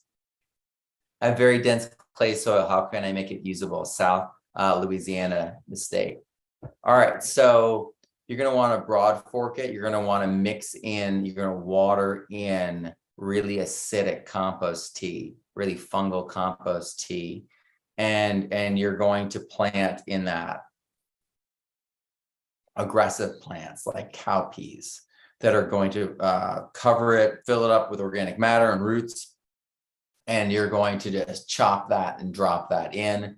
And then you're going to make little areas and plant your next cover crop, because you can just keep going. You're like me. Though, do you guys get hard frost over there? We can get some hard frost here. I don't know about you guys over there. You might be closer to the water than I am. But yeah, that's what I would say to do. It's really about establishing nitrogen fixers and getting the humic acids going, getting fungi going, getting broad fork going so you get deep enough. Awesome, Tori. Tori shares, I've been through the course and it's revolutionary. Thank you so much. That is awesome. Thank you. All right, next question. What gives me hope is that it gives me hope too, that these positive mechanisms work so fast. I have been a doomer for a long time because yeah, it is easy to be a doomer. I mean, you flip on that stuff, start scrolling, and it just, and you just start being like, man. Ugh. But the reality is we have all the answers, and that's the beguiling situation that we're in, is that it's like someone is holding the mic and we just got to take the mic away and just like calmly explain to people what's really going on, and then everything will just go to a natural and beautiful state, because this stuff isn't controversial. When you truly understand it, it's liberating, it's exciting. It's controversial because people don't know it. It all fits together and works together so beautifully. And that's what's so empowering about it.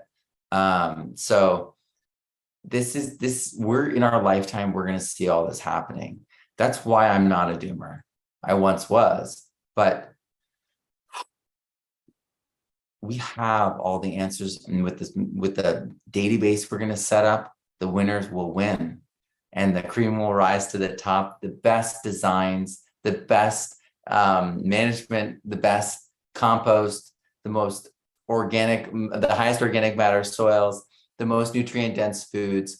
All of it will rise to the fore, will be honored, will be seen, and then the best will start. The best of the best will start going discerning good, better, best, good, better, best, and we'll constantly create this feedback loop of growth. That's what gives me hope. And the fact that it's a model. What I created is a model for what we all can do, what everyone can do. And so we have the ability to create systems around our food, around medicine, around individual plant types, just like this database, where they're like, oh, every single, orchardist in North America is on this viticulture database now. And we're all putting our bricks on there. And we're putting our composting or our management methods on there. And in 10 years, wine will be completely different. Completely different. It will be, the bar will raise so high. And I don't drink wine or anything, right? But I'm just saying, I know that they're doing this right now. What happened to cannabis is being adopted by the viticulturists because they're all in the same spots. Like Sonoma County, all the soil consultants for the cannabis farmers are now working for the viticulture folk. So the word has gotten out, and it's just going to spread. And yeah, I mean, layer in all the nurses right now using their microscopes to look at their blood and privately talking, layer that one in too. There's a revolution going on behind the scenes. We're all working together and connecting. It's like, you know what it is? It's like the Napster effect of community building and fluency is starting to happen again on the internet, but it's not it's not televised, it's not mainstream. It's all private. It's all, behind the scenes so that it doesn't get taken down. So it's happening.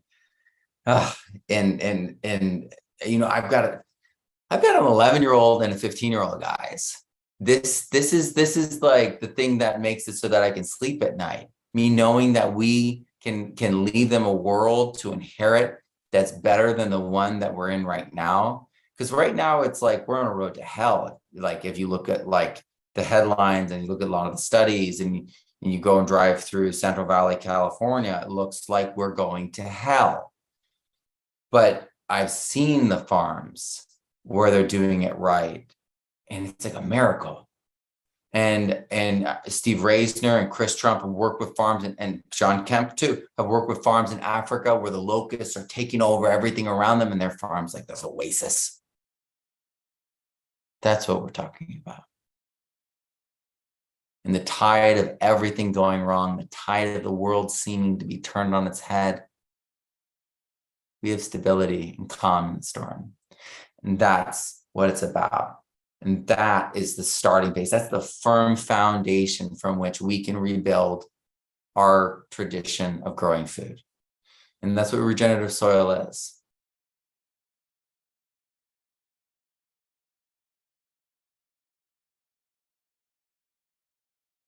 All right, looking for questions. Thank you all for being here. I love the interaction.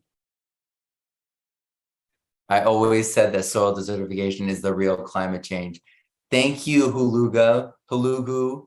Thank you so much. You guys, this is the thing, is they've gamed it, and it's like they've trumped it up. You know what I mean? Into be something that they can control in this esoteric thing where you can't prove or disprove, and they can just monkey around with the numbers. Yeah. But if it's soil organic matter, it's concrete. If it's trees and the kelp forests, and It's like, this is stuff that's going to help the people in the local communities. It's going to help the animals. It's going to help the air and the water. It's not going to make, like Pepsi billions of dollars. You know what I mean? It's not going to make big ag billions of dollars. It's not going to make big chem billions of dollars. It's going to cost people like the healthcare industry billions and billions of dollars. But that's what needs to happen. They've been draining us. The systems have been draining us of fertility in our soil and vitality in the bodies of our people. Cancer's on the rise. Autoimmune diseases are on the rise. The draining is draining us. And we need to reverse this by bringing back the soil, bringing back the nutrients, bringing back the fertility. And we'll see it return to us as well. I truly believe that. All right.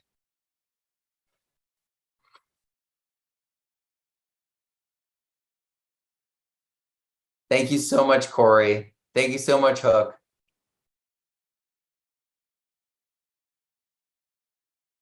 Tell someone to touch the grass this week. That's right, everybody. Go out there, Earth, touch and feel the negative ions of Mother Earth. It's the yin yang, the sky, the earth, the positive, the negative. It's all about those differentials. And we talked about that this weekend. How do new garlic varieties breed? Are there seeds of garlic? Yes. The garlic seeds are on top and they're beautiful flowers and you can eat them. They're amazing. Yeah, so garlic going to seed, you just have to let it grow out of the bulb. So essentially you sacrifice the bulb. And that's, hard to do, but the seeds are important, but that's how you would do that. How does the seed know when to germinate, or does the microbe sense the conditions and are the catalysts? Woo! I would say it's part of that.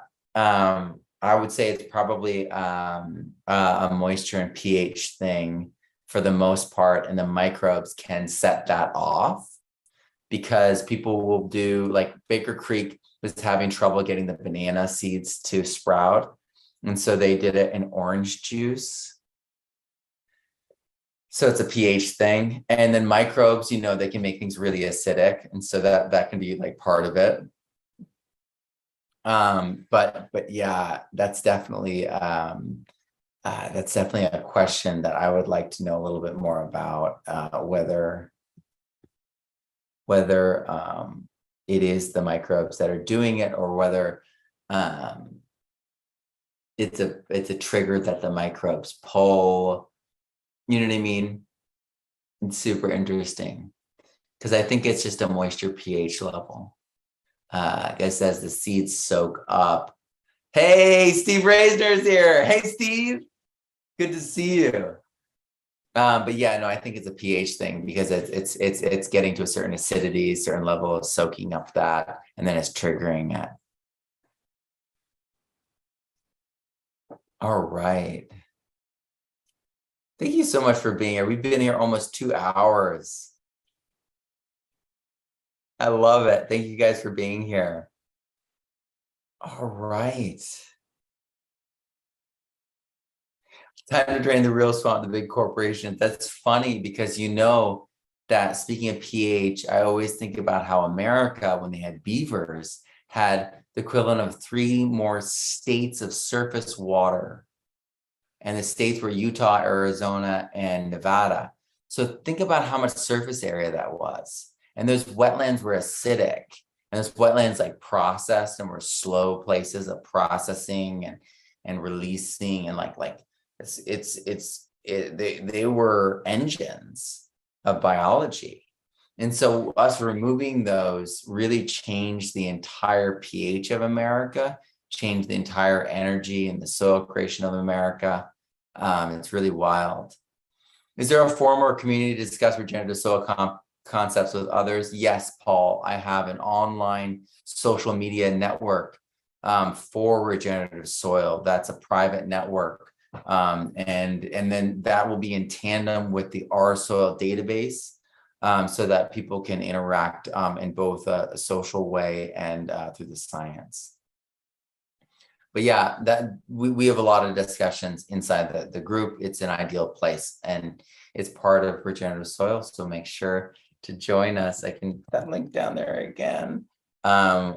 We start tomorrow. All right. So yeah, join us.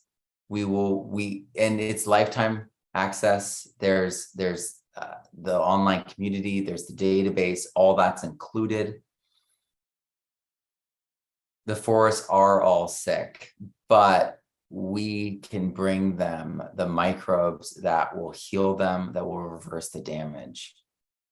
And then the logging, it's really about like selective logging so that we can expand the forests upward and not have them choke themselves out. And then once they're expanded upward enough, we can do the low fires without burning those trees. So we need to regrow the trees. We need to bring back the diversity. They planted like Douglas fir pine like ad nauseum all over North America when they logged North America, because North America was logged at around the turn of the century, not this one, but the one before it. So 120 years ago, most of the diversity in America was removed. And the father of conservation actually wrote about this in the Sand County Almanac about how he lamented the loss of wildness in America. And so in the 20s and 30s, it was like the way they talked about it was that all the wild places in America were gone. So when we talk about like going to the wilderness nowadays, we have to remember that that's not what was there. All that was cut down and then replanted. And then we also remember that most of the replantings are done in nurseries where they weren't inoculated with mycorrhizal fungi, and then they're planted out. So these trees didn't have a mycorrhizal network to connect to, and they didn't have a mother. Mothers are incredibly important in the tree communities. So, so it's like incredibly important that we bring back these forests properly, because it's like, this is the other side of the CO2 thing that's so important to acknowledge, is that all of our ancestors were burners. They were all indigenous people, we're all burners. And so how did the earth handle us burning the whole landscape like every year? Well, it's because the world was different. The engine of photosynthesis was huge. And so we are going to go back to doing controlled low heat burns, the way the indigenous people did in all continents. And I think we're going to actually adopt the Australian Aboriginal technique of patchwork fire. It's a much older practice. It's the oldest burning practice. It's been proven to be older than the ones in North America, because the ones in North America, people weren't there yet. People were already in Australia before they arrived in North America, according to the current records. So we really need to bring back the diversity, have mother trees, spread it out. We need to log enough so those mother trees can be moms, so that those youth trees are growing up, getting sugars and information, genetic information from mom. It's this feedback loop of tradition and genetic information through fungi, through exudates, through connections in the roots in forests, that makes forests so resilient. And when we break that up, we have serious problems. I just went on a whole tangent on that, but that's like a huge thing. It's not so you're right that like it's killing our soul, because it's like that piece and then all those other pieces stacked together. Thank you for bringing that up. It's now 5 a.m. there, Marcus. Thank you for hanging out, Marcus. What? 5 a.m. Dang. That is so cool. That is so fun. Oh man, Tommy, thank you for signing up. Thank you all for being here. Thank you for signing up, being part of this. This is what gives me hope. This community is the cutting edge. It's so like my curiosity, all of my interests, I get just caught up in this. And that's also why I'm doing it while I'm doing the writing of this book, because the 2 hours that we spend every week in the Q&A is one of the most stimulating aspects of my life, because when you guys begin to understand like the regenerative soil concepts, because think about this, okay? It's the premise. It's the history of soil creation and the science and the evolution. It's the plants and microbes and minerals and their associations, how they all work. And then the physics of the soil and water, understanding all of that. And then on top of that, it's strategy. It's how do you put it together? How do you time it? So, man, I can't wait for you to begin. Folks are so excited. There's nothing else like this out there. So thank you so much. Does it make sense to try to use compost teas and bring life to indoor plants? Absolutely. The best indoor soils are living soils. And like I said at the beginning, it's okay if you missed it. I've been here a while. So Chris Trump has actually perfected this. He's perfected an indoor permanent grow situation. And I don't want to like give away his thing. It's all the regenerative soil processes combined. And I can just tell you this, it's size primarily. It's size and getting the biology right. So one of the most important things when you do inside soils is you have a big enough pot. The larger the pot is, the more it can self-regulate, the more the roots can really spread out. And the thing is, because of rhizophagy, the root tips are so incredibly important. The root tips are the feeding point of feeding, and everything after that is more oxidized. It's the most acidic at the point. So I would always be inoculating with compost, EM, exactly what Tori is talking about. Yes, Tori's from the course. So excellent. How far up the soil food chain should the indoor plants have? Nematodes, microarthropods? Yes, absolutely. The full system for them, complete. And with seeds, I mean, you can start off with EM and have things function fully. You can start off with compost tea and have things function fully because of rhizophagy. But you can also have nematodes and microarthropods and have all the full 9 yards, and it's great. It's really great. So yeah, you can do everything that we do outdoors, indoors, and have it be absolutely incredible. This is the second time in a row that I binge your stuff without being able to sleep. Rhizophagy cycle and other videos were too thrilling to sleep on Friday. Oh my gosh. Thank you so much. This is the kind of stuff that keeps me up as well. Rhizophagy was such a breakthrough. I mean, to think that plants are these active seekers of microbes and they're feasting on them. It's such a different perspective. Oh, thank you for hanging out. Thank you all for being here, hanging out late night with us. I love it. I practice no-dig gardening and I'm trying to build healthy soil, but the only way I can water my garden when needed is to use city water. Does this defeat my purpose?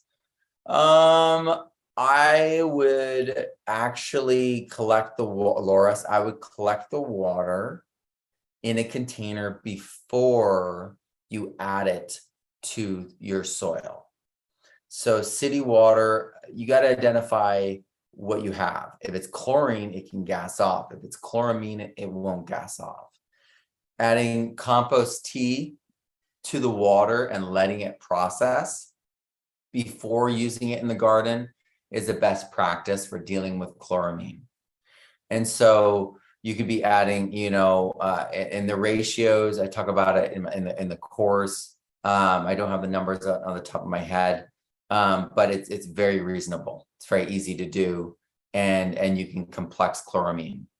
But in general, it's like adding EM, compost tea, liquid IMO before adding, or you can do it when you add it.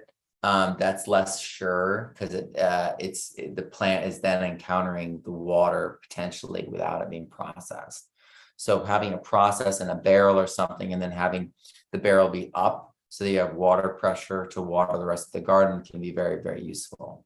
Or you can do the hand waterer thing where you have the spray bottle on it like this, and then you're spraying.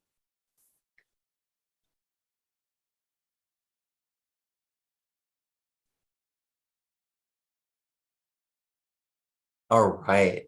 Do you do consulting for farms looking to transition, Matt? Thanks, Grand Solar Minimum Solutions. I do some consulting, but I feel like I have to finish my obligation to the Kickstarter. So I did help. I did do a business consulting thing last month and help someone. But I tend not to.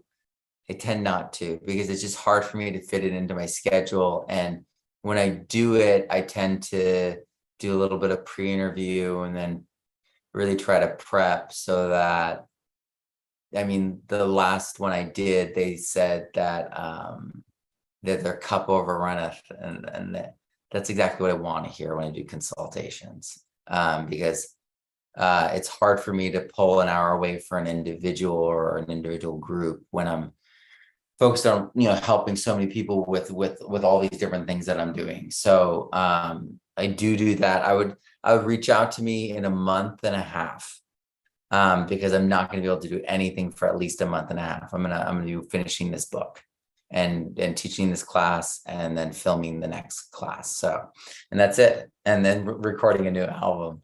So with my son. So yeah. I'm so excited for you guys to join us. It's going to be amazing. I would say, honestly, the best way to get free consulting, it's not free, I guess, but just on-demand consulting from me, the fastest way is to join the Regenerative Soil course, because every week on the Q&A, you can ask me whatever you want. I literally, like in APSO, I had someone turn on their phone and just flip it and show me the landscape and talk about the movement of water. And we just like figured it out and planted their dams right there and then. So that's the best way to get me as a consultant, for the cheapest, because you get the course, you get everything else on top of that too. But yeah, I do sometimes do consulting. I try. There's just so much to do. I want to finish the trilogy first. I want to finish all the courses. I want us to get the ball really rolling with the database. I want 100,000 people in there, and yeah, and then once that snowballs, I can kind of like be more relaxed, because then the truth is out there. It's irrefutable. And right now, you know, I'm doing it, Chris Trump's doing it, Elaine Ingham's doing it, John Kemp's doing it, the farmers that train with us are doing it. There's people doing things in Australia, Jairo Restrepo, some folks in Latin America. Yeah, we're just beginning. So I feel like I got to keep my nose to the grindstone for at least the next 5 years. And then I'll be able to start hanging out more and having more fun.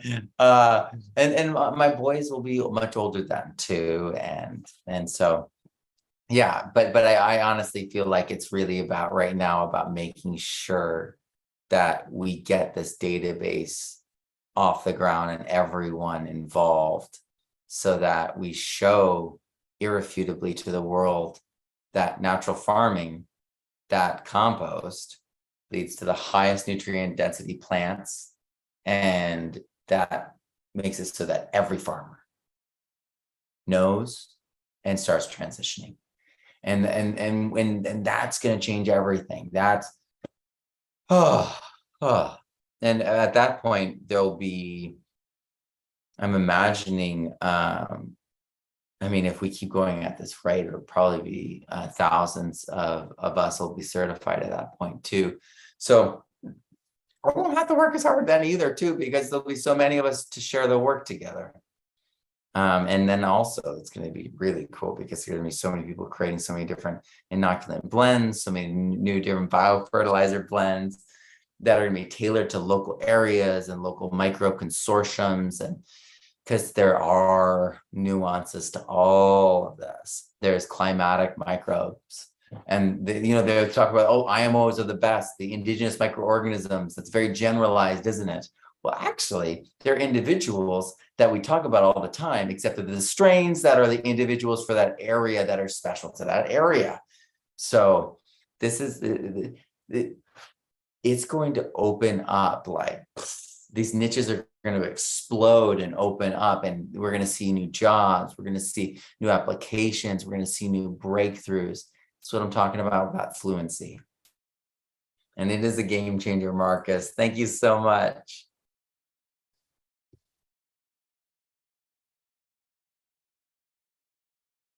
Oh, thank you so much.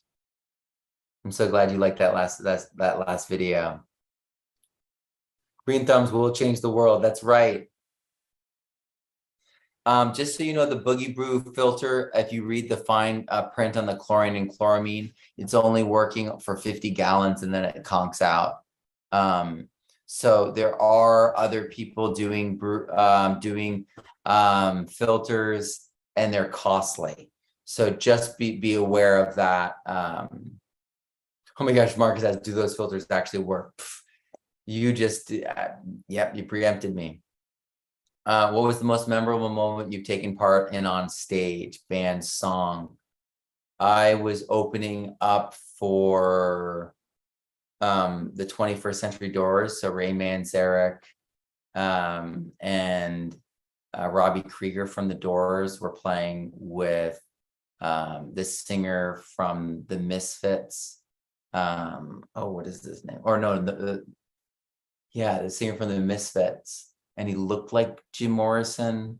And I had just sent a picture of myself from on stage with the crowd behind me to my brand new girlfriend, who's still my wife after 18 years. And so it was like one of those moments. It was at Sunfest 2004, May 5th, on stage, opening for the 21st Century Doors. Joss Stone had played just before us.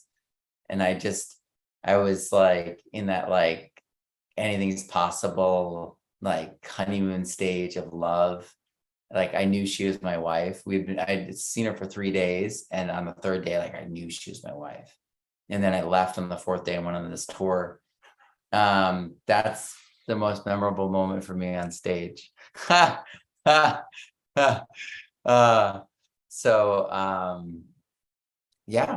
Yeah, I miss being on stage. And I'm coming back to it for James. James is such a great musician. He's really an incredible studio musician, has an incredible ear. And and I like performing on stage. I miss it. So I'll be doing more of that. Thank you for asking. Can we farm compost like growing compost wood biomass and cover crop biomass and get a feedback loop with biochar and woody biomass? Yes, you can. And please do. That's like the bomb. I mean, that's like essentially what I'm going to be doing. Like, or that's essentially what I do when I move on to a site. I turn the whole site into like a compost machine. And then I plant food. Because at first it's like, what's the point of like trying to extract? It's like, really? You're just going to try to grab everything you can? No, you're not going to do that. Chief Chillaxin knows already. You're gonna give. You're gonna give and get that flywheel of fertility going, just pumping, and then you're gonna plant your food in that, and then it's like bang, bang, yeah. Because I mean, we fold time essentially. We grow food faster. We grow more food in a shorter period of time, and we have less problems and higher nutrient density. So we eat less food and we get more nutrition out of it. It's an incredible realization. And it's, how they talk about how we produce so much because of the chemicals and the automation. We can actually get the same NPK numbers thanks to Steve. He's here. Steve and people like him that have developed ways for us to measure in the community and talk about natural farming solutions and concentrates, and they're getting up to the NPK numbers. So we can get that side of it. And then their efficiency side, my stuff goes down to the numbers. And we can test down to the numbers too. That's what Steve Reisner has been showing with his database too, with Potent Ponics.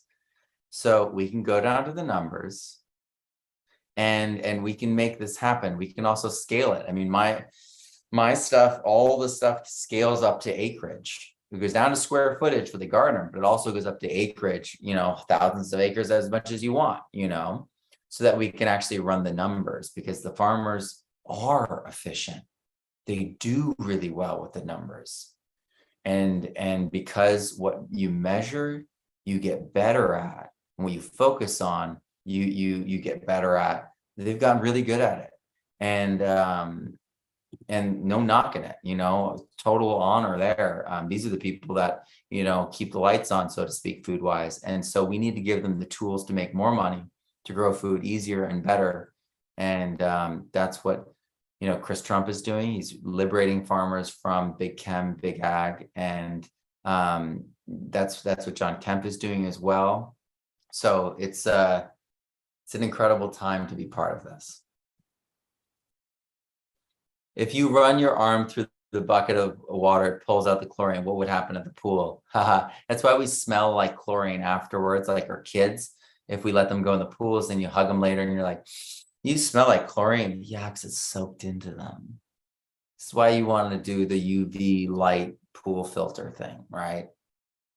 And you want to make sure the whole salt pool thing is not just chlorine salt, because that's also a thing. Ugh.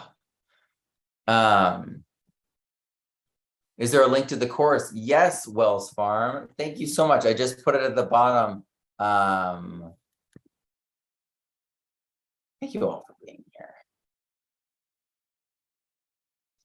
All right. And thank you for asking. All right.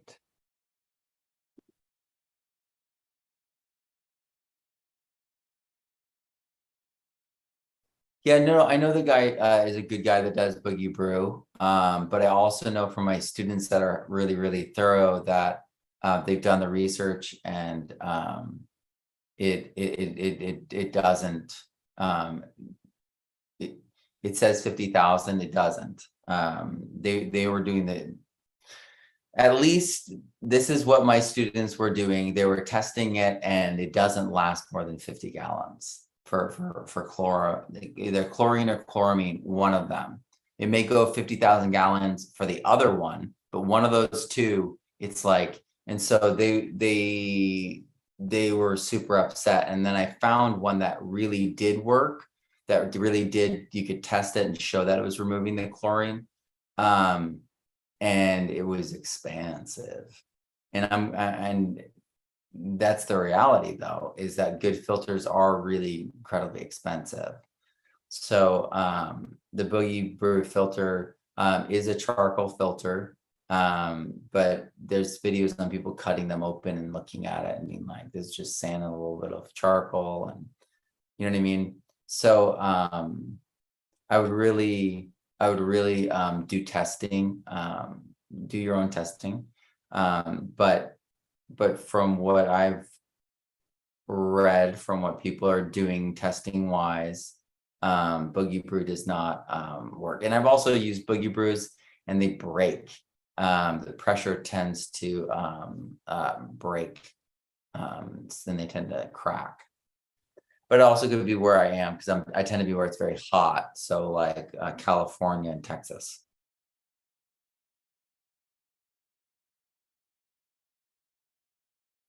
All right.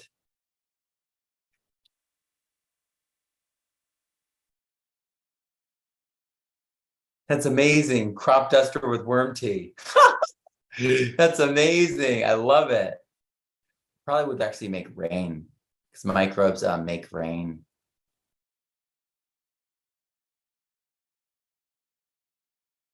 EM, the microbes in EM or EM, those microbes that are in EM are found in composts, just at lower numbers. Well, different numbers. Sometimes it's higher numbers if you're talking about purple and sulfur bacteria. What's the deepest plant roots you've ever seen personally? Always dream of Elaine's hypothetical 15-mile grass roots. Yeah, that's definitely, I've never heard of 15 miles. I don't think there's a hole that's 15 miles deep in the earth. But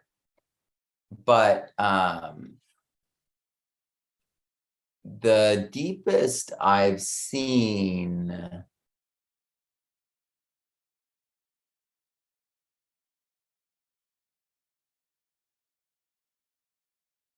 I would say 20 feet is a tree, and it was gullying, and so you could see the tree root was coming out like 20 feet deeper from above. But that's as deep as I've ever seen. Because I don't work with heavy machinery, I tend to be natural farming using hand tools and that kind of thing. I don't use the giant heavy machinery. I've never really cut like, 30, 40 feet down into the earth.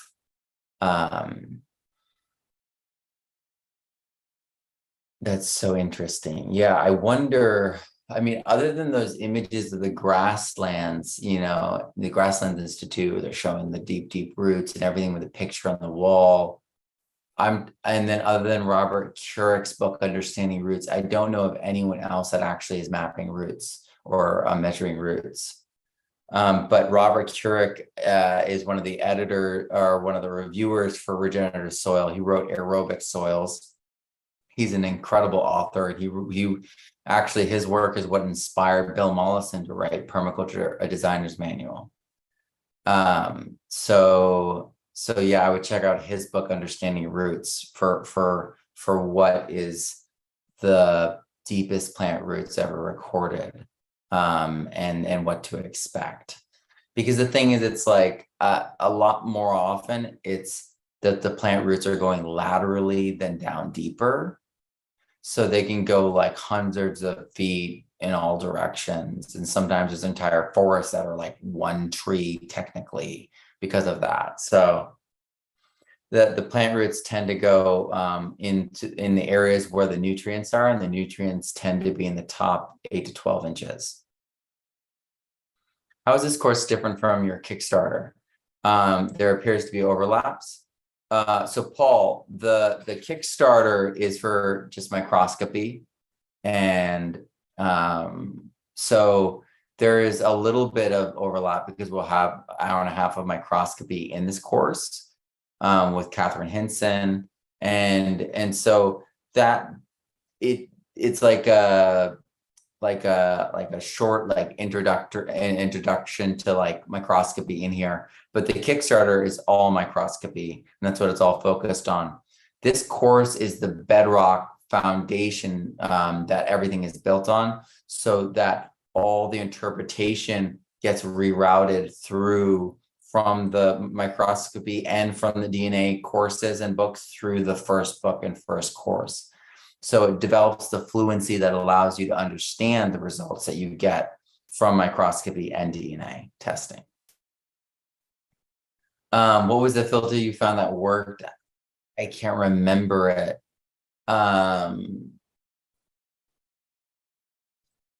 It's on that computer with a bookmark. I'll share it later.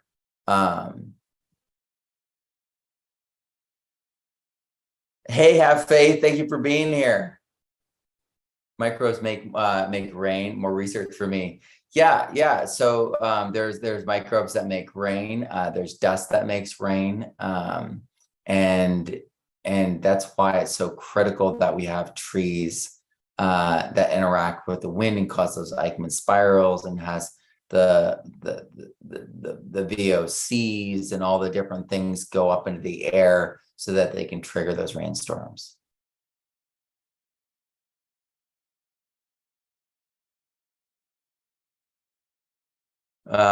Matt, have you read One Star Revolution? Yes, I did when I was just starting out, and it is such a good book. Curious on your thoughts about Fukuoka and his philosophy and his work.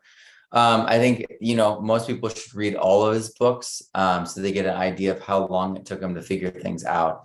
He worked with chemicals for 20 years in the process of getting off of them. So it took him a long, long time. And so I think the best thing to do is to get a really thorough education in soil science and then read through what he did and his trial and error and his philosophies. And you'll have a really excellent window of interpretation that will allow you to see what he did right, what he did wrong, why it took him so long to figure certain things out, and why there were gaps in his system that he had to fill with certain processes. But Fukuoka is a genius. Someone said a cannabis cup that if you soak stray, it makes anaerobic tea, and those paramecium eat bacteria and recycle nutrients. Does this unlock nitrogen? If you soak straw. Yeah, so straw, if you soak straw, it'll make a protozoa brew. And that can definitely eat the bacteria and will definitely unlock nutrients, including nitrogen. But yeah, no, definitely straw tea. It's in my book. It's how you get a protozoan infusion, as they say. All right. All right. Wow. So wild fig tree at Echo Caves. See, that's the thing. They were able to get below it.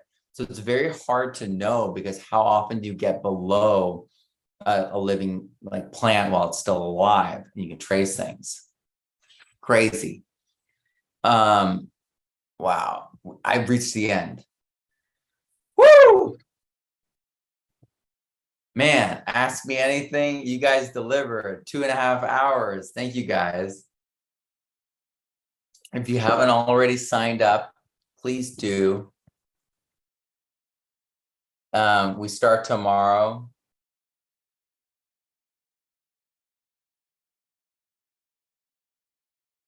Awesome. Have you tested Aqua Energizer water filter? I have not. I've tested the Boogie Brew. I've tested electro aeration, but that's less of a water and more of a water change.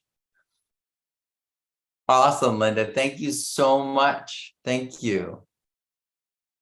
Thank you everyone for being here. I really appreciate it.